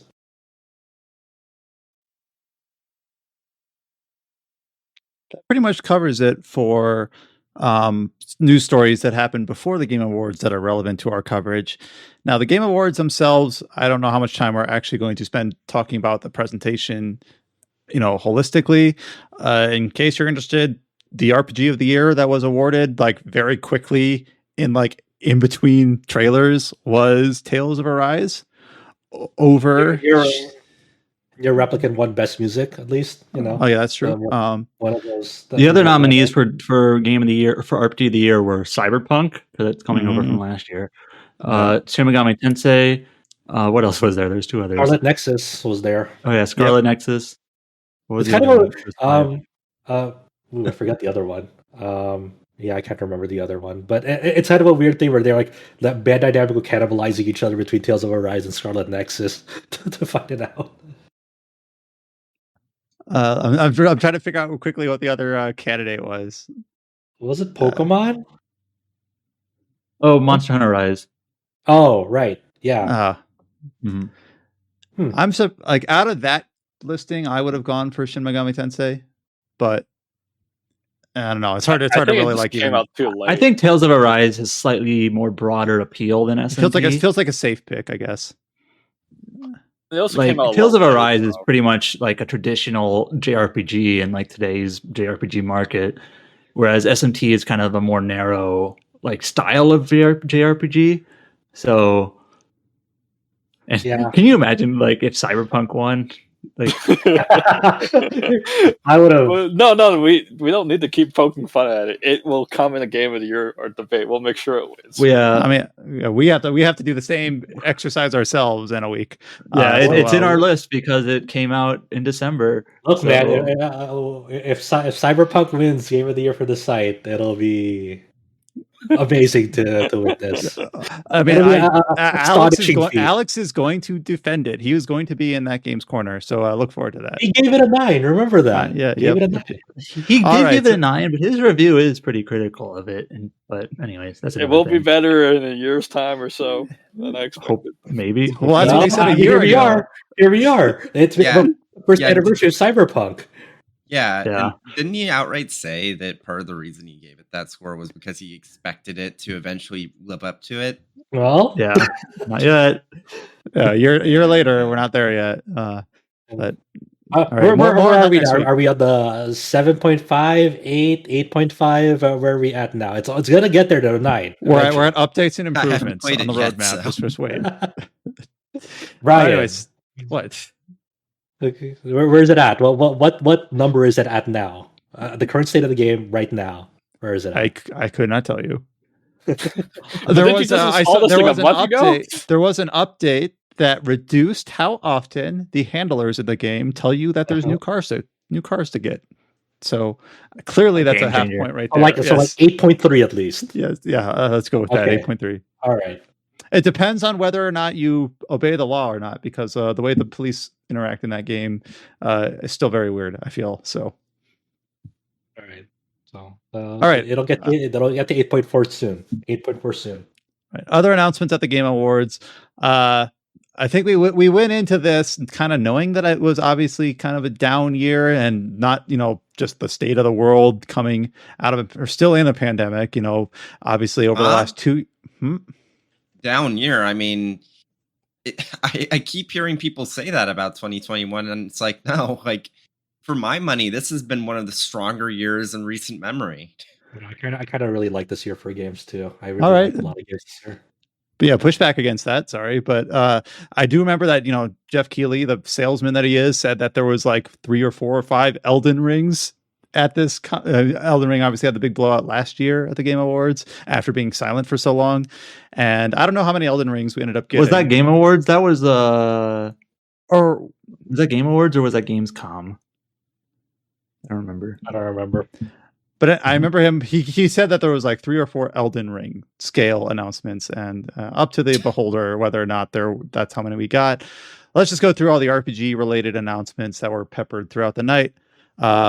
The first one, well, this is an arbitrary list. I don't know if this was actually announced first, but Final Fantasy VII Remake Intergrade is getting a PC port surprise, launching for the Epic Game Store on December 16th. So in less than a week.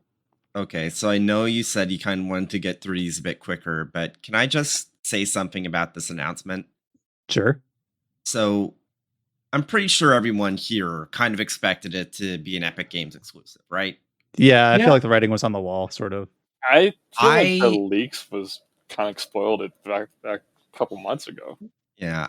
Well, there's been some contention over the price, and I kind of agree with the contention. This should not be $70 on PC.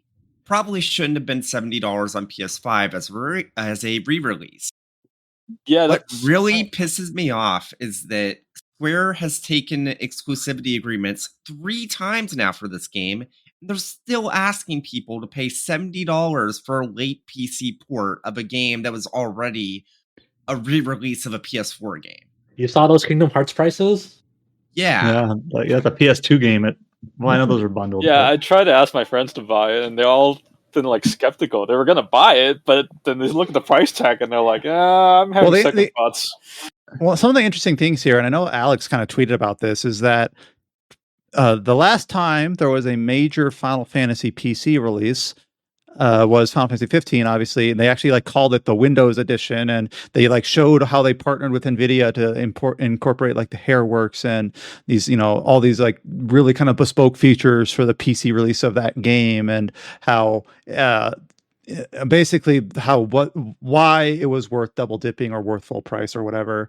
We didn't really get any of that here. It's just like, yep, it's a PC version of the Intergrade version of Final Fantasy VII Remake. So like when they advertised Kingdom Hearts on PC, they didn't really advertise like it's PC like stuff to pre-release. So like I think it'll be a lot of when the rubber meets the road, we'll see how it performs. But I just remembered like when Kingdom Hearts was announced on PC, they didn't really go into it too. But when it was finally time, like the Kingdom Hearts 3 PC port was like really, really good. Yeah, so I mean, I'm pretty confident this will be a stellar port. It's just that it doesn't seem, at least if it does, they're not really marketing it. That doesn't really have any bespoke bells and whistles for a PC release. It obviously is the $70 price point in USD for a PC release. $95 Canadian here. Oh Jesus! I was just curious. I was just looking at the Kingdom Hearts prices. So Kingdom Hearts on Epic still. The first bundle is $50, the second bundle is $60, Kingdom Hearts 3 is $60, and I don't think that even includes Remind. No, it comes with Remind. Oh, it does?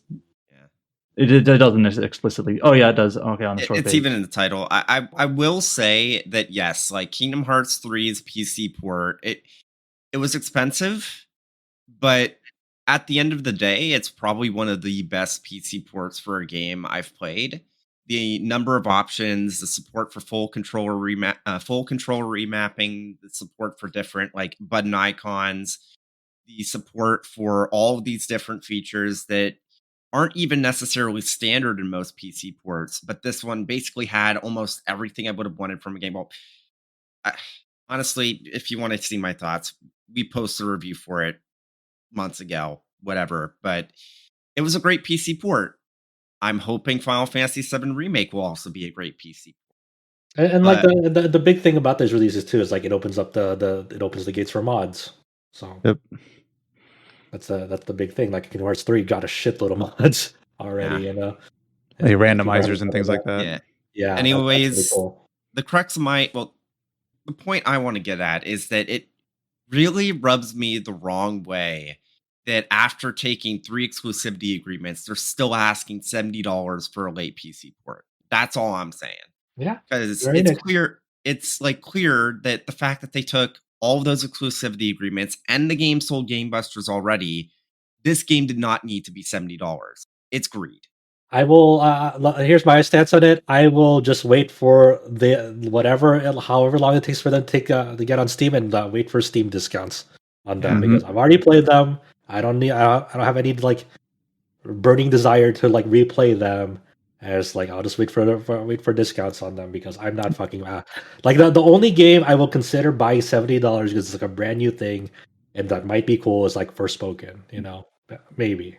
Who knows? I love Final Fantasy VII to death, but I don't support at this price either. And I think my takeaway is it's not as successful as you think it is. It's because 15 is still sold way more, but 15 wasn't a Sony exclusive, for the longest time. That's what my takeaway is. And the Windows edition, or like the whatever edition it is these days, like they go on discount for dirt cheap for FF15. I think Final Fantasy 15, oddly enough, seemed to like reach an audience beyond like the Final Fantasy audience, or I don't think 7 Remake did. No, the Final Fantasy audience is big. Yeah, I agree with you. That's a fair assessment. I definitely say at this point, the word has gotten out about how you probably should not play Remake before the original, and that definitely is going to have an impact, I think. Well, I think everyone agrees that FF7 Remake is actually a sequel disguised as a remake. And no more talk about that, because it's kind of spoiler territory, but it is a I don't know, it's a very loose interpretation of a remake. What does a remake mean? There's essays you could write about that. But it's Adam, I guess give you the final word here on this particular one, because you have previously in the past like waited for PC ports for like Neo: The World Ends With You, which you then enjoyed. Like, are you planning to pick this up, or are you just going to wait for Steam, or no longer interested? Neo is a little bit different because I knew the PC port was coming out relatively after the console release, and I wanted to play it even just for like year-end talk. Like, I knew it was going to be a big game in consideration for things like that, so I knew I wanted to play it. But like for Final Fantasy VII, I played it last year at launch on PS4. I want to play like the episode intermission stuff with Yuffie, because I haven't yet, because I haven't played it on PS5. But I'm not like in a hurry to do that. So I am interested in playing Intergrade, and I actually didn't get the PS5 version. Well, partially because I couldn't find a PS5, but also because I knew it was going to come to PC eventually. But it's just like, I might as well wait for Steam. Like a year from now, 2 years from now, does it matter when I play it? It doesn't really matter. Yeah. So it's not going anywhere. The new content is fine. Like, it's fine. Yeah, I know, it's just like an extra chapter. It's not like it's fine. I'm sure it's cool. Yeah, it's cool. It's fine. And Josh kind of gave us a little bit of a leadway into this, but obviously they also did give us some new information about the upcoming Forspoken from the creators of the best-selling video game Final Fantasy 15. It is releasing on May 24th as it's a Sony console exclusive. So, and I believe it is also releasing for PC via Steam and the Epic Game Store and the Microsoft Store. So Square is kind of a very hard dog to predict how it's going to behave when it comes to PC releases. But Forspoken will be a console exclusive. I believe people have sussed out that it's a 2-year console exclusive, and it'll also release for PC. We got a new trailer for it.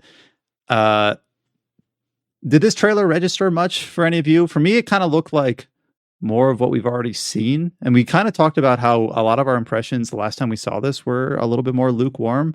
Has anyone been sold on Forspoken since last seeing it? I really hope this game is fun to play. Like, I think that the strength of this game will boil down to how fun it is fun to move around and play, like, interact with it. Like, it's like spell mechanics, It's really hard to judge from a trailer, but the combat might be cool. Yeah, that's the thing. So hard to judge. Like the magic slinging. She has like a bullet attack, an ice attack. vines, rock stuff, and just this I could need to be see. cool. I need to see like direct feed gameplay with like UI and everything. Like show me what the fuck the player sees when like you start playing this game. I do Like, kind of I agree don't- with that. There's so many gameplay trailers nowadays where they hide the UI to make it more immersive, and I kind of get the reason for that. But also, just me as like, what does this game play like? I want to see the UI. Like, Yeah, I really do not like trailers that like obfuscate like what the player will actually see when they play the fucking game. You know, like the whole Hellblade, this is actually gameplay sort of thing. Now that was also kind of an Unreal 5 demo showcase, but it's just like, yeah, it's gameplay, but it's all scripted gameplay because you're hiding the UI the entire way through, and it just I resonate with it less when that happens. No, I wanna I don't know. I'm still like so mixed up for Forspoken because there's so little. Like I don't know if like I have any hope for the story what I've seen of it. Like none of the story things have like really spoken to me in a really forspoken to me in a really big way. Sorry. Yeah, the whole like Another world fish thought, out of like, water isekai, but I'm the one that can make change because I have a different perspective, and the like the tantas that there's like this I like guess they're like the enemies, the bosses, what is that archetype, like the villain roster, like the rogues gallery. Yeah, it's like a rogues gallery of different like people that are like evil in different ways, and Frey will have to overcome them. And it's just like, okay, maybe it'll be interesting, but it hasn't shown through in the trailers. I'm with Adam, where it's just like maybe the spell slinging will be really good, will be really cool, and cool ways to like build your character around like specializing in an element or traversal or whatever. But the story, I hope it's just fine. Or maybe it's surprising. Now we touched on this already, but this game is going to Steam and Epic. Yeah. But it has the PS5 console exclusivity, so there's still an exclusivity agreement with Forspoken just for the console and not PC. This is also going to be. And this game is also $70, which this one I think is a little bit more acceptable because it's a PS5 game, and which is like those are already set to 70 and it's brand new. Like obviously, there's still the argument to be made: should PS5 games be $70? Which maybe your answer is no. But if it's going to be 70 on PS5, I don't blame them for making it 70 on PC as well.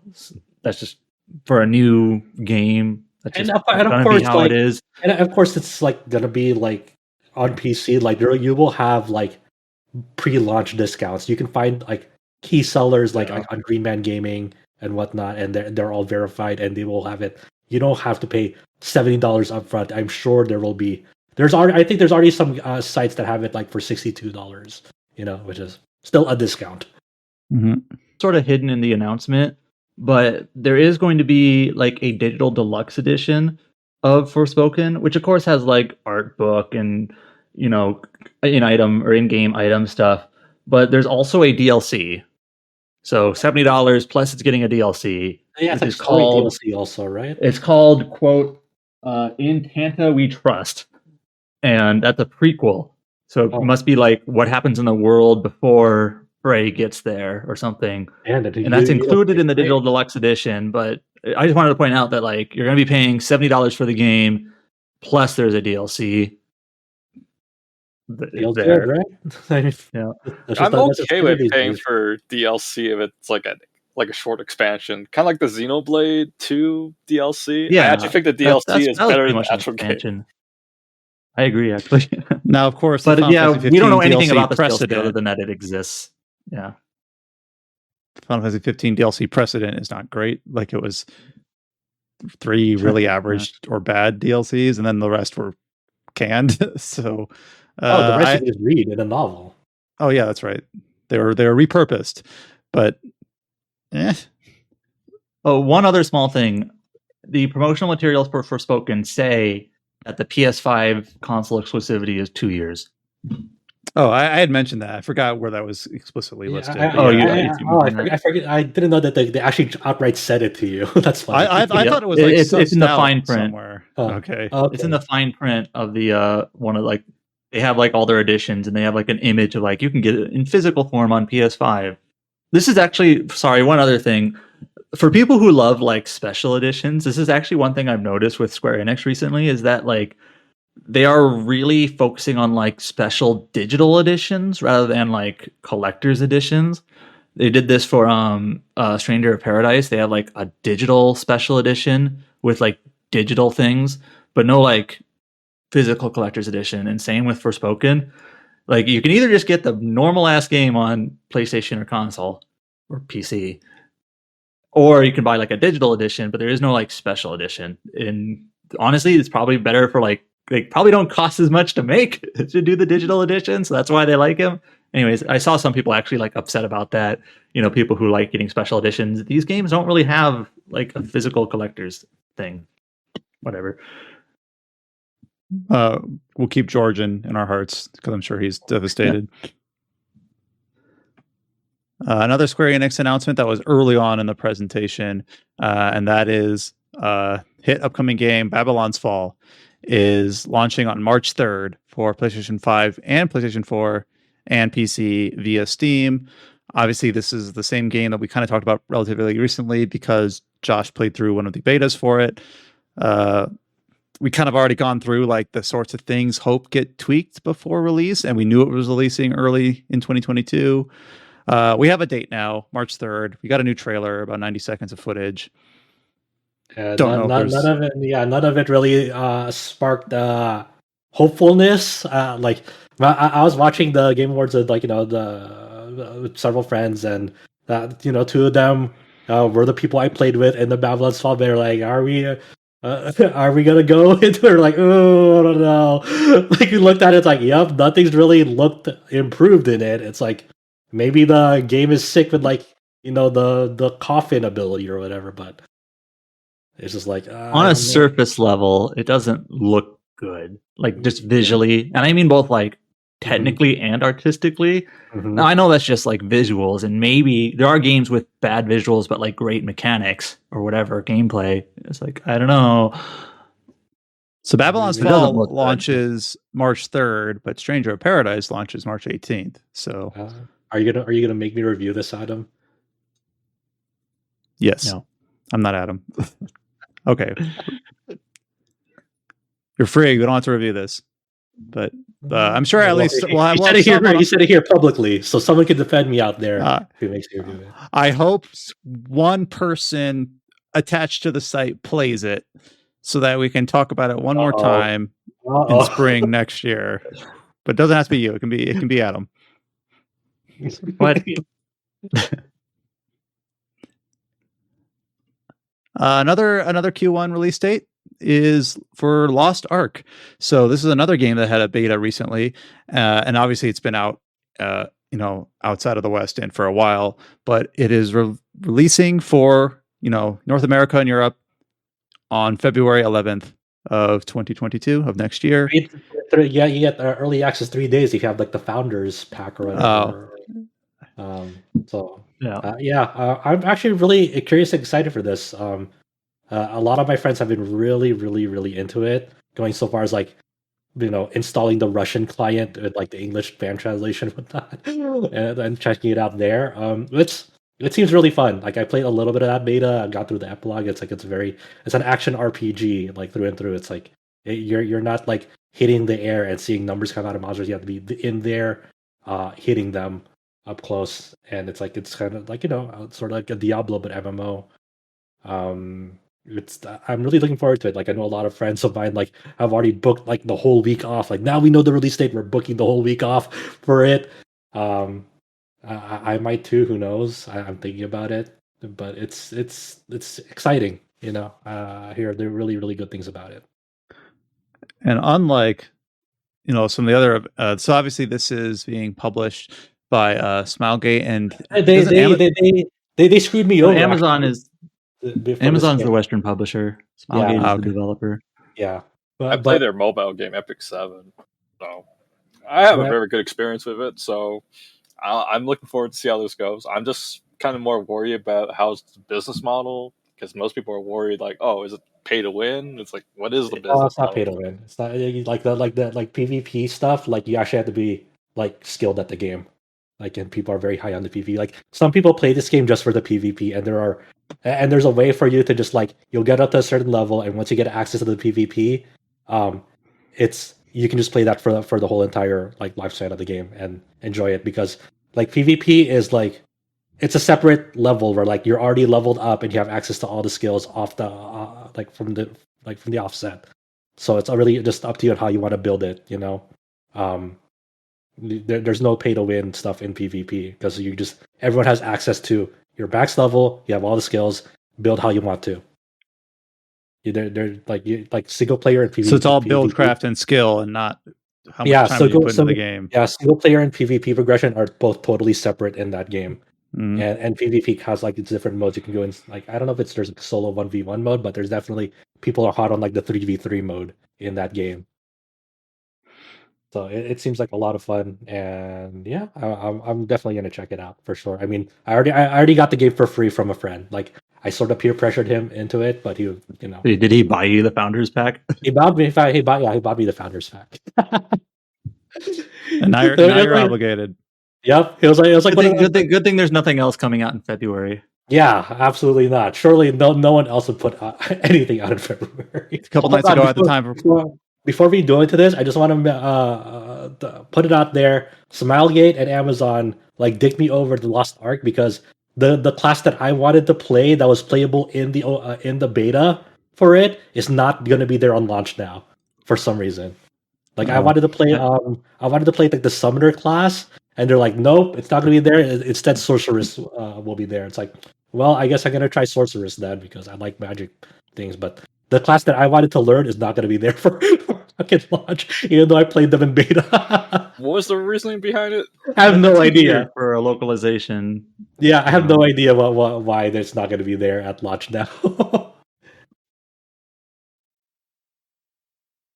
So the other announcement that is RPG related, there's a few other trailers that we'll kind of rattle through, but the last main one that a couple people here have a vested interest in is an announcement of new ports of Persona 4 Arena Ultimax. Currently for PS3 360 generation of consoles and Japanese arcades, it is now releasing a PS4, PC, and Switch version in March 2022. And now maybe I'll hand it off to Chow. Chow, why is it interesting that we're getting a new port for Persona 4 Arena Ultimax? There was no way to play this game other than owning a PS3 room, so it's finally something to look at. It's actually one of my favorite. Well, there's a 360 room. So. Well, technically, there was a leak of the arcade version online. Yeah. If you do like, but you have to go through the hoops of playing it with an emulator, and it's really a pain in the ass. Yeah. So go on, Chow. But yeah, why is this so hype? Well, we actually get to play the arcade updates to the game that came out later on, which we never had the opportunity. Yeah, so to give a little bit of backstory, the console versions of Persona 4 Arena Ultimax were only supported up to a certain point, and like it was like up to like 1 point, I forgot which one, like 1.0 or 1.5. Yeah, but we never got the 2.0 version that the Japanese arcades got, and the 2.0 version is like a massive rebalance and reworking of its mechanics. So, like, for just a very, very, like, high-level example, in Arena Ultimax, it added shadow characters for every single character in the game. In the original Arena game, we never got those shadow versions. Only Shadow Labris was playable. The only shadow character in Arena. I think it made them a little bit too strong. That was the problem.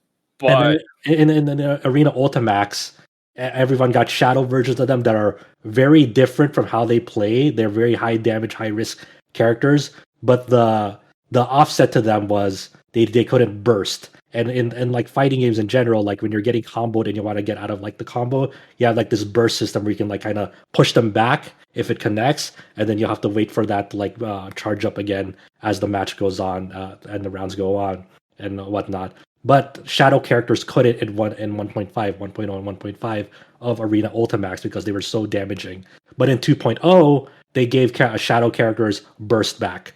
So like not only do they get like their shadow overdrives to like basically get like a shitload of meter to do a lot of damage, but they also get the ability to burst now. So that's a massive like buff to shadow characters in 2.0, which the console versions up to this point never got. And I prefer they didn't get those buffs, but well, Yeah.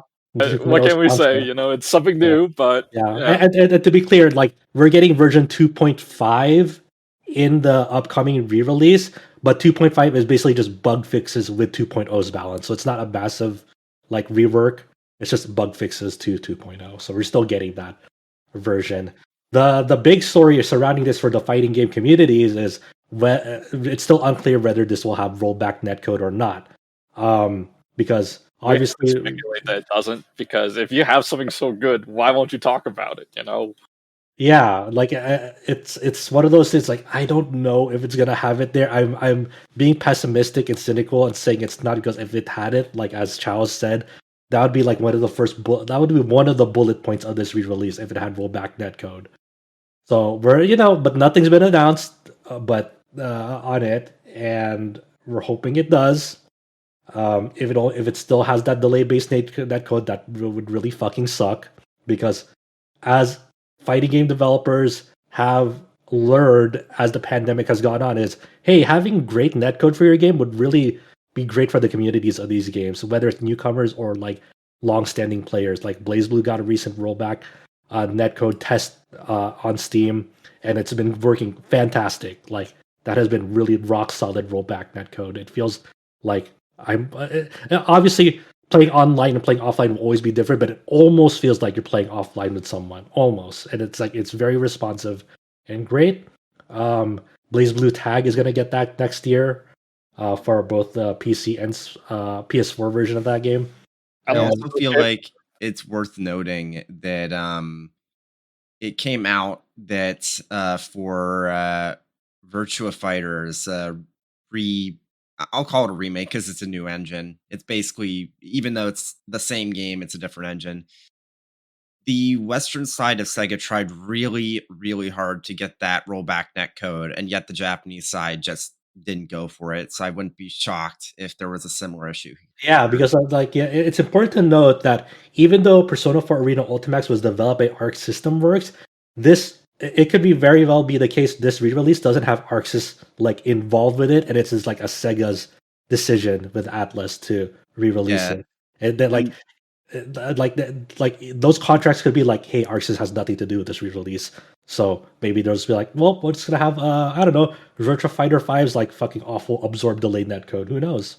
Yeah, it's worth noting that, and I'm sure this is one of the reasons why for the longest time it was like pulling teeth to get rollback netcode in Japanese fighting games, is that delay netcode works if it's connections in like from one city in Japan to another city in Japan.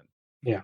So for a lot of those developers, when they're testing it in Japan, they don't notice a difference, even though there is one if you're actually, like playing with your buddy from one end of the United States to the other. Yep. So, it's great for people who want to who never got through Arena's like single player stuff, like the story mode, like Persona 4 Arena's story will be in this Arena Ultimax re-release because it'll have all the DLC with it that ever released for this game. I think the only thing that is being lost is like some of the old licensed music. It's like one or two tracks, I can't remember. But Persona 4 Arena's story was included as DLC in Arena Ultimax, but since that's all being bundled, people can see that story and see if they like it or not. Arena Ultimax's story and see if they like it or not. And there's also one thing I like to mention. The release of Persona 4 Arena always have some kind of little problem. The original Arena had region locking, so people that entered early. You're reminding me. Yeah, Persona. I don't know if Ultimax got region locked, but Persona 4 Arena was like one of the infamous one of the only PS3 games to ever get region locked. Because I was gonna say Ultimax, what they did was they cut out the English audio. Okay. So that was one thing. It was like, oh yeah, we will just prevent them from importing our game by removing audio. And if you were importing the game, if you were buying the official version, you can't play the Japanese voices. So at least for the story mode. Yeah. Right. So I guess that's how crazy I don't know who was in charge of like Atlas at the time or to do that. Because obviously Arc System Works has no problem to release things in region free, you know? Like Igthard, for example, on PS3. That was region free. But it was just one of the Arena back when Index owned Atlas. Remember I forgot. Index? Yeah, Index owned it, but yeah. now because they were just some massive fraud company. Yeah, whether it was Index's decision or Atlas's decision, it was like one of those weird things. Like we really don't want the West to fucking play this first. So, Jesus, man. Yeah, but yeah, it's just strange things around this game, and it was strange then, and then now we have like this strange thing of whether it's gonna have rollback. That's the one thing I want this release to have because it's a really genuinely fun fighting game. Like it's actually one of my favorites. It's like it plays like Blaze Blue, like really similar to it.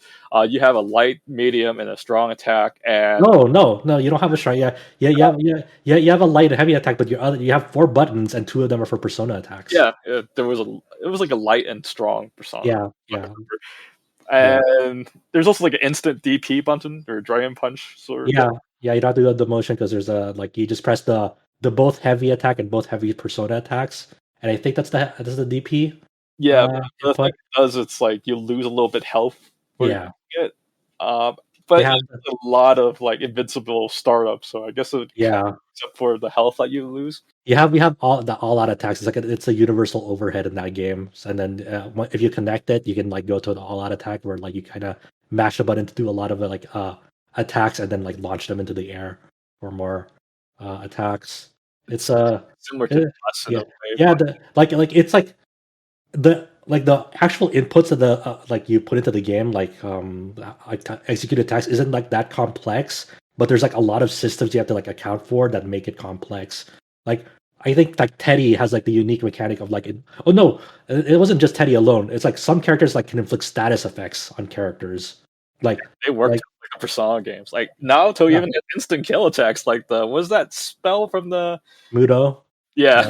Naoto has like bullets that like will like if they hit like a certain bullet hits a character, it'll like tick like a countdown on them. So like if it hits 0, if you manage to land enough bullets that hits 0, they're now primed for like an instant kill attack, and any of your Mudo specials can like instantly kill them. Or like I think not Junpei, who was the Junpei equivalent in Persona 4? Yosuke. Yosuke can inflict like the confuse effect on you, I think, and then it'll like reverse like your buttons, or like no, not your buttons, your like your movement. So like if you're holding like to run forward, you'll move backward instead. It's like fucking crazy. Yeah, if this game, let's just say it didn't have rollback, I guess you could play it for the story, but if you don't really like the story that much, but you could kind of know what happens to the cast of Persona 3 after their game is over. So if you're curious about that, this could you can play this game on Switch and glean what you might have missed in the base game, because that's not on Switch, just like Strikers. But it is also on PC if you played Persona 4 on PC, and now you can play Arena on PC and follow the story through its very heralded sequel story in Arena. Now, there were a bunch of other like bit trailers in the Game Awards, and I don't know how much meaning we can get by going through all of those piecemeal. We got a new trailer for Elden Ring. It was interesting because it was most entirely CG, but this is after we've had people like James and Josh play through the game already, so I don't know how much meat we can get out of another CG trailer for Elden Ring. We got a new gameplay basically the story premise. It was like a story trailer. Like, I liked it. I also like the presenter. I understand, like some rune was stolen that like prevents or affects how people die. It's called the Rune of Death, and then like demigods fight each other, and sounds pretty dope. I didn't play it. It's your typical there's like this big giant, there's like this other. Anyways, demigods are something to do with Elden Ring, and you are going to be fighting amongst them, with them, against them. So yeah. There was a new trailer for Horizon Forbidden West that was mostly gameplay, though it was kind of like very cleanly like edited. So the Aloy would be in the middle of combo, and the environment around her would change, and now she's fighting in a snowy region and a desert region, and showing some new. I think it was a pretty good trailer. Yeah, I like that trailer because I think the highlight of that is like the boss designs of it, like how animalistic they are, like the anaconda robot. And it showed like several of the different outfits you can get, and several of the different environments and other monsters, just in like a quick, like kind of souped up trailer. But I think they needed to show a little bit more footage because they showed like a good demo this summer when they did like that state of play, but that was really about it. So this is obviously more of a trailer than like gameplay footage, but it just shows a little bit more, which is nice to see. Here's one that I know that you were kind of like anticipating, Adam, and that's a new trailer for Steelrising from Spiders. The last time they showed this game, it was a gameplay trailer that did not look great, looked very stiff. But so they decided this time to not show gameplay. Yeah, CG trailer then. Yeah, and it's still like, this is another story trailer. Yeah, it's still like a premise that I don't know is that interesting. It's like a marionette maid that ends up having to fight on behalf of. To be honest, I didn't know it's Steelrising until like it showed, because like my friends were like, "Is this like that Pinocchio Lies of P?" I'm like, I don't know. they have a similar aesthetic. They're both like because Victorian it's like era. Victorian. Yeah. Like this is obviously French Revolution, but that's close enough. Playing as a puppet, in an action RPG. So it's very similar to Lies of P, where you're playing as a puppet in an action RPG. But I guess the premise is that like King Louis is evil. You're a puppet in the service of Marie Antoinette, and you're basically fighting like evil puppets. So you're a good puppet fighting evil puppets.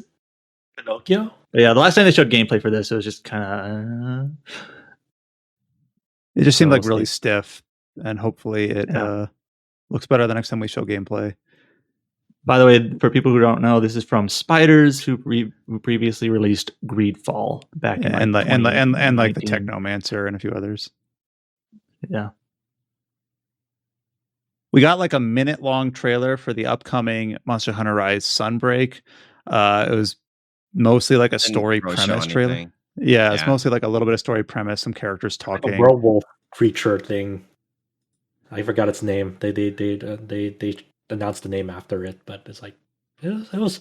I think what I got out of it was like I couldn't tell if the person who fought in it was the boat deployment lady from Rise or her sister or someone related to her. I don't know, but it sure looked a lot like her. We also got a pretty long trailer, and kind of even they preambled going into the trailer a bit for Tiny Tina's Wonderlands. So maybe James is the one that's best to talk about this. So Tiny Tina is obviously a Borderlands character of some renown. Borderlands itself is already like RPG adjacent. Tiny Tina, the whole premise of Tiny Tina's Wonderland is that she is basically a GM of a tabletop game, clearly like, playing up to being a, in-universe version of Dungeons and Dragons. And this is basically... It's called Bunkers and Badasses. Yeah. Is the in-universe game. Yeah. So there was a Borderlands 2 DLC scenario that kind of did this as a parody. It was really popular. So I guess they realized, we can build off of this for an actual like spin-off. And it's like, you know what? That's a cool idea for a spin-off. I'm all here for it. I kind of dig it. It might look fun. I'm not sure yet. I might play it with friends. I don't know if I gel with the tonality. Obviously, the tonality is like very irreverent, very like hyper. Like there's a part of the trailer where it's like a Cheez-It falls onto the game board or whatever. Like, no, actually, that's a magic meteor or something like that. By the way, I think I buried the lead here. Tiny Tina's Wonderlands is releasing on March 25th of 2022. So another just sneaking in the end of Q1 there. What other trailers did we get? We got one from Monolith, the team behind, not Monolith Soft, Monolith, the team behind the Monolith recent Productions. Yeah, the recent Shadow of Mordor, Shadow of War games, which are RPG-ish. They're making a Wonder Woman game. So didn't see anything. It was basically just a teaser, no gameplay, not even like a whole lot of CG, to be honest. Just kind of establishing a Wonder Woman game is in production from the team at Monolith. Nemesis system. They, I saw later that it will have the Nemesis system, which again is the system that is heralded from the Shadow of Mordor /War games, but is also like patented, so no one else can use it, which is kind of a shame because like some people think I the didn't know it was Nemesis. patented. Wow. Yeah. I know. I've seen like other developers like take the piss on it a bit, where it's like, gee whiz, this would be really swell in like an Assassin's Creed or something else. Too bad no one else can use it. And I know some people thought that like the idea was good, but it wasn't executed well because Shadow of Mordor was too easy. I never got into Shadow of War. It just looked too derivative. I really like Mordor. Yeah, I didn't like War because of the whole monetization thing of like if you didn't pay up, you had to grind to like see the end of the game. And I know that like they lowered the requirements eventually, but it was like it already at that point your interest had waned. Yeah. So on paper, Wonder Woman is called an open world action adventure. Oh shit! It's banned from this podcast. Oh damn it! Yeah, are we allowed to talk about this? But we don't really know much else about it because they showed like a render of Wonder Woman and that's it. Yeah, it could be cool. Yeah. I like we don't really see a high big budget like Wonder Woman games. So hopefully. But I had been wondering what Monolith had been working on because it's been a few years since. Yeah, maybe it's a Breath of the Wild game. I mean, they showed a Sonic game that looked like Breath of the Wild. Every open world game is Breath of the Wild. They could have made the SMT5 announcement trailer look like Breath of the Wild. You know, if they really wanted. Oh yeah, and people are wondering where the Nemesis system announcement was on the trailer description from the YouTube upload of this announcement from Warner Bros. Game. It says, "Powered by the Nemesis systems, gamers will forge deep connections with both enemies and allies as they progress from a heroic fighter into a proven leader." So there it is. Does Wonder Woman have enough villains to do a Nemesis system? That is a great question. She has the lasso of truth, an invisible jet, and their gauntlets. And I'm trying to, or the wrist bracers, not gauntlets. I'm not up to date on my DC Rogues Gallery. I'm trying to think, what else does Wonder Woman have? There could be some really cool movement mechanics if they do the lasso of truth thing cool. And the only other thing that might be an RPG is DokeV. I'm hoping I'm pronouncing that right. It is the open world like creature collecting game from Pearl Abyss. It was announced back in 2019, and I think it went dormant until we saw gameplay earlier this year, and then sort of again at the Game Awards, where it wasn't really gameplay. It was an in-engine music video from it was kind of weird, to be honest.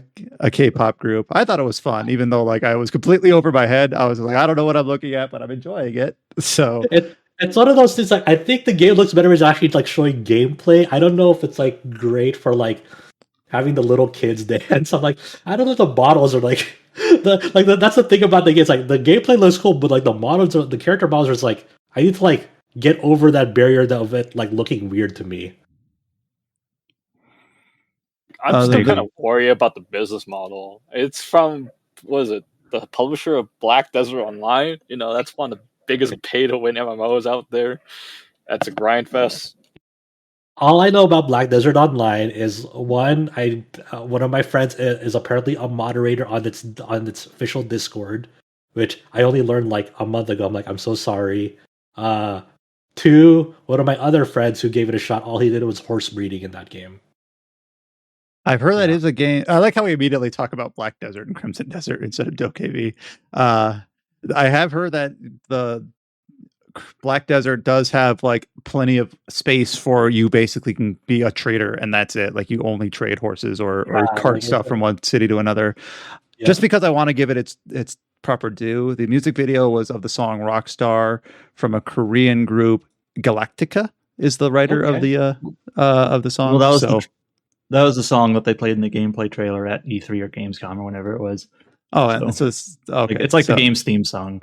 Gotcha.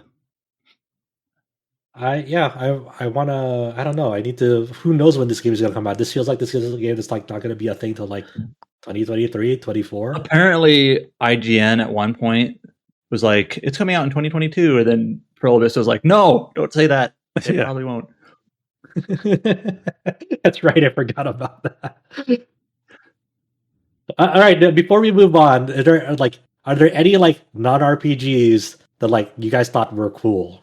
Like at the Game Awards, like they just caught your eye. At the Game Awards, Best Narrative Award went to Guardians of the Galaxy, which I've heard that game is not really an RPG. But I've heard that like one of the strengths of that game, even if you're not like a superhero person, is its character writing, especially. Yeah, as like a linear story based, apparently not that long, like a 15-hour game. Yeah, So I've heard a lot of it's an uncommon sentiment about that game where people say Guardians of the Galaxy is my favorite BioWare game. Yeah. It is interesting that in the last that. few years we like have all these like BioWare substitutes. Like Greedfall is a decent BioWare game. Guardians of the Galaxy, it's kind of like Mass Effect, and it's just because like no, we did not see any Dragon Age, we did not see any Mass Effect. So this has been the place where those games have been updated on in the past, but not this year. I'll just give a quick shout out. Finally, we have a date for the Cuphead DLC. I've been fiending for it. I'm really happy that like that's coming out next year. In June. I still remember my Cuphead experience being I beat it in one sitting, and it was a very intense Saturday morning. I'm probably great game. Yeah, I'm honestly shocked with how long it took that they didn't just spin it off into its own like sequel. Yeah. Apparently, they announced the DLC before they started production on it. It's been a long road, but I'm really excited. And the one other thing I want to give a shout out to is the unveiled the Bokeh Game Studios Slitterhead, obviously from the Silent Hill Siren Gravity Rush creator, also being from Keiichiro Toyama, that's his name, and that's also being composed by Akira Yamaoka. So it's kind of like not exactly all of Team Silent coming back together, but spiritual successor, obviously. It looks really cool. I like that like it was giving a creepy tone until like it actually got to like the actiony part of it. It's like I kind of wanted something more creepy than actiony, but I'll take it. I'm really curious about that game. Everyone loves the name Slitterhead. Slitterhead is such a weird name to like say. I know some people say like they love it, and some people say they hate it. Like just the word Slitterhead. Yeah, I think it's weird, but I don't hate it. I think it's weird. Maybe they're just trying to do a homage to the Pyramid Head. Who knows? Yeah, but I'm curious to say see Slitterhead just 3 times fast. Slitterhead. Stop saying it. Slitterhead. It's like Beetlejuice. Like what's next? They're gonna create a game and call it Quiet Valley. Ooh, don't give them ideas. A couple other things that have crawled through at the end of this week outside of the Game Awards. We did get an announcement for dates for console ports for Edge of Eternity, which released on PC in June of this year. It is coming to PlayStation and Xbox consoles, both this and previous gen, on February 10th of next year, and then Switch on February 23rd. So really close to when Elden Ring releases. So as we always have to keep an eye on it. The Switch release is newly announced. Like that wasn't a thing before. And it's also cloud version, which I Switch. feel like it's sort of weird because this game doesn't like it feels like this is more of a like a development like resource thing rather than being like a game that's just hard to port to Switch, because this is like an indie dev. They probably just don't have the time or resources to make a good Switch port, even though like this game doesn't seem like that intense. I wonder if that's like I'm dying to know what like the sell rate is on cloud versions for Switch. Like, is that just the thing that like people really like, or is just like the yeah? I wonder like how much Marvel Guardians of the Galaxy sold on Switch, because it's got a Switch cloud version. I forgot that was a thing until you mentioned like, oh yeah, it did. I've seen a lot of people like excited for this game, even though to me it just sort of seems like a really budget, not JRPG, because it's developed by French people. But it's apparently, in terms of combat, the system that it's most similar to is Wild Arms 4 and 5 is what I've seen compared, which is like a hex-based, like not really tactical RPG, but turn-based RPG with this sort of hex-based movement consideration. But anyways, sometimes it's interesting to see like these indie developers put out, games with cool ideas that may not have necessarily the budget behind, bigger. Did anyone here play the but... PC version of this game back in June? Sorry? Did anyone here play the PC version of the game? No, I haven't. It's one of those things like too many games. Way in the backlog. It's I'll get around to it when I get around to it, but it's not a priority right now. But all more power to them.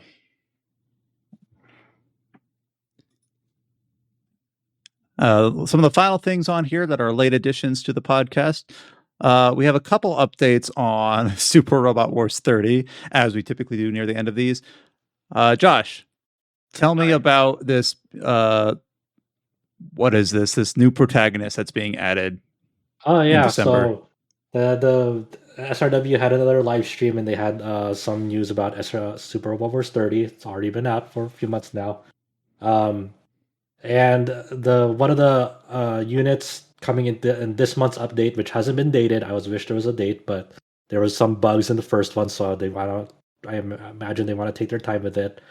But the free unit for this month's update is the protagonist of the Super Robot Wars DD mobile game. I think I don't know if they have a name, but I think it's like Dido or whatever. But their mech is called the Didalian or Didalian. And they come with a bonus mission. So that's kind of cool because the crossover is goes both ways. So the DD mobile game will get Edge and the Huckabine as a collab unit for that mobile game over in Japan. So it's cool to see just having like some representation for that in like a Western release, seeing because that's a cool looking robot. So I'm but we no date yet on when that's gonna come to the Western release. The bigger news that was revealed in that live stream that was revealed was the long time Star Wars Super Robot Wars producer Takanobu Terada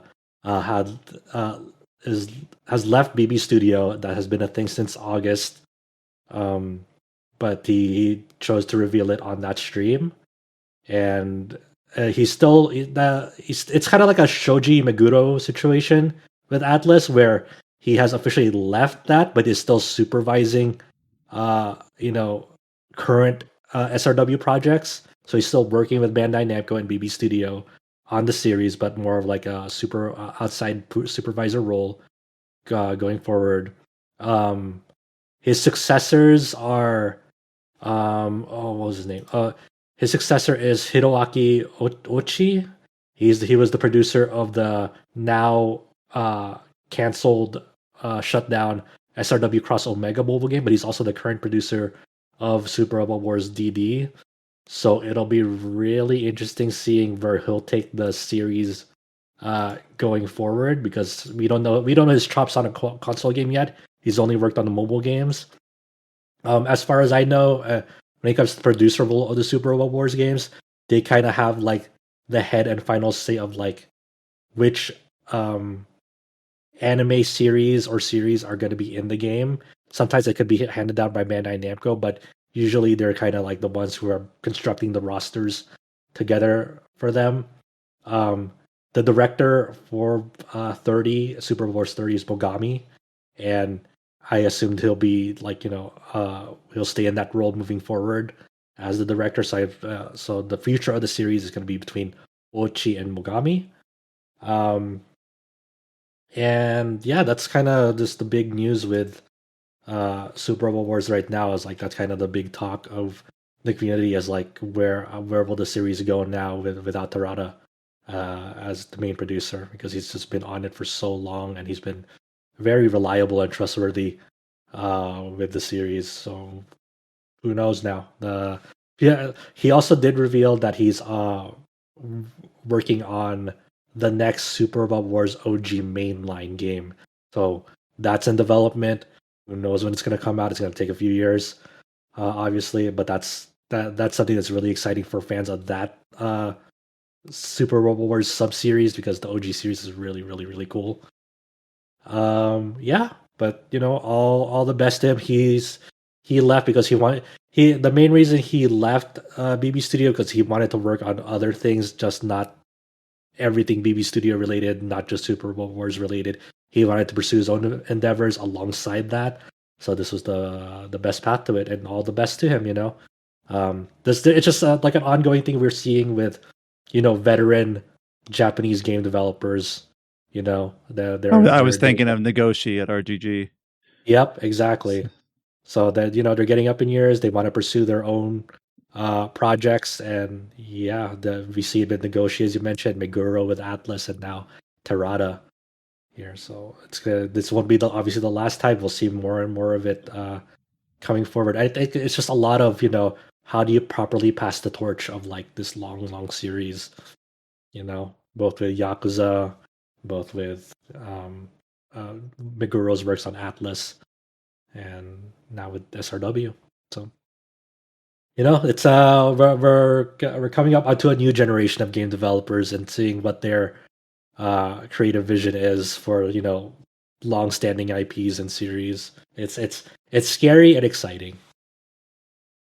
And as of the time of recording, we're under 12 hours away, I believe, from the second day of Granblue Fantasy Festival, Fest 2021. And most keenly interesting for us is one segment where they will talk about both the future of Granblue Fantasy Versus and Granblue Fantasy Relink. So by the time you're listening to this, whatever is going to be talked about will probably be up on the site at rpgsite.net. I'm holding you to that, Adam, I suppose, if they do announce anything substantial. So, I don't know how much anticipation or excitement there is for that. I know that game a lot of people have been looking forward to for a long time. And we haven't gotten many updates on Relink. Like, it was like we got an update at the end of 2019, and that was roughly when they announced that like Platinum's no longer working on it. And then at the end of 2020, they showed some gameplay. I know some people were a little bit cold on it, the gameplay they showed last year, but that's basically all we've been getting are like these once a year little updates on the game. So it's just like maybe this year will be the year they like announce a release date. Yeah, I think the most we can hope for is hopefully there's a substantial trailer showing what the fuck you do in the game, how it's structured, along with the release date. I think it's been long enough, long overdue. This game needs to come out sometime. There's a meme image of like, you see these sometimes where it's like Granblue Fantasy Relink coming 2018.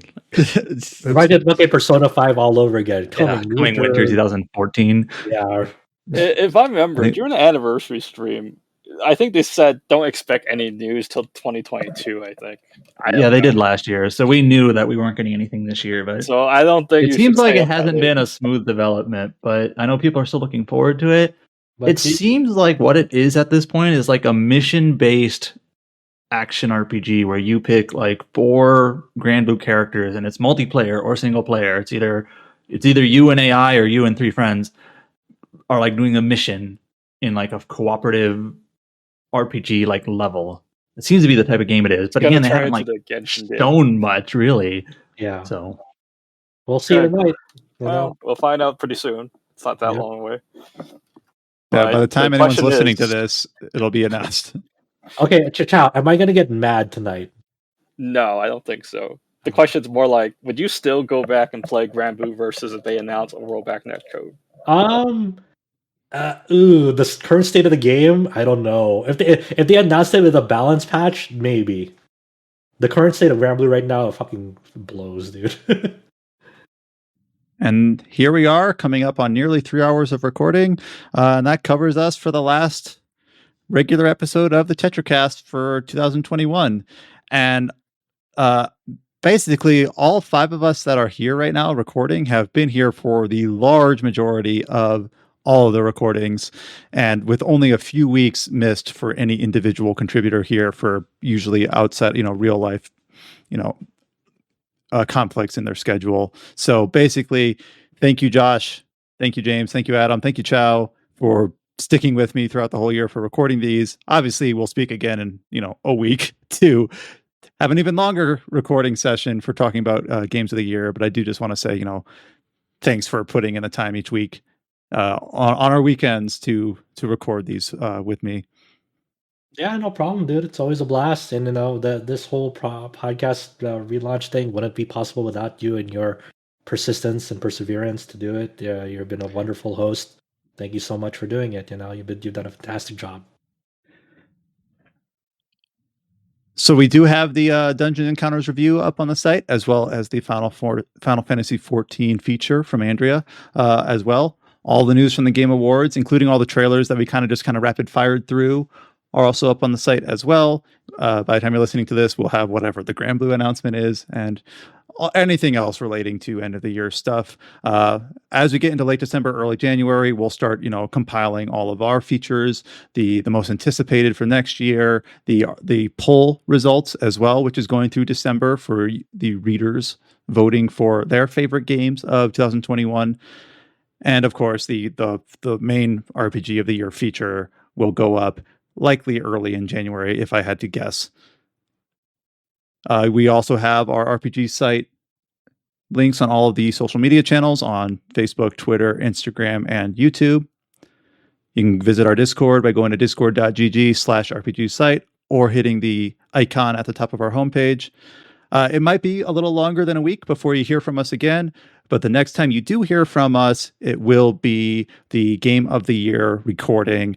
And so look forward to that. It's always kind of fun to hear. You'll obviously see where our results end up, where you can see our top 10, our top 5, our winners, and our categories. But if you want to hear all of the discussion that goes behind how those lists are put together and decided on, that's what the recording is basically for. It's for showing basically all of the considerations that go into play when putting that list together. And then, of course, back in January, we will reconvene with our podcast as normal as we go into 2022. So thank you so much for listening throughout the whole year. We always appreciate all the comments and all the feedback that we do get on our YouTube uploads, on our site posts, and on the various podcast apps that you find us on. So thank you so much for listening. And until next time, stay safe, take care. We'll see you then. Thank you, listeners. Happy holidays.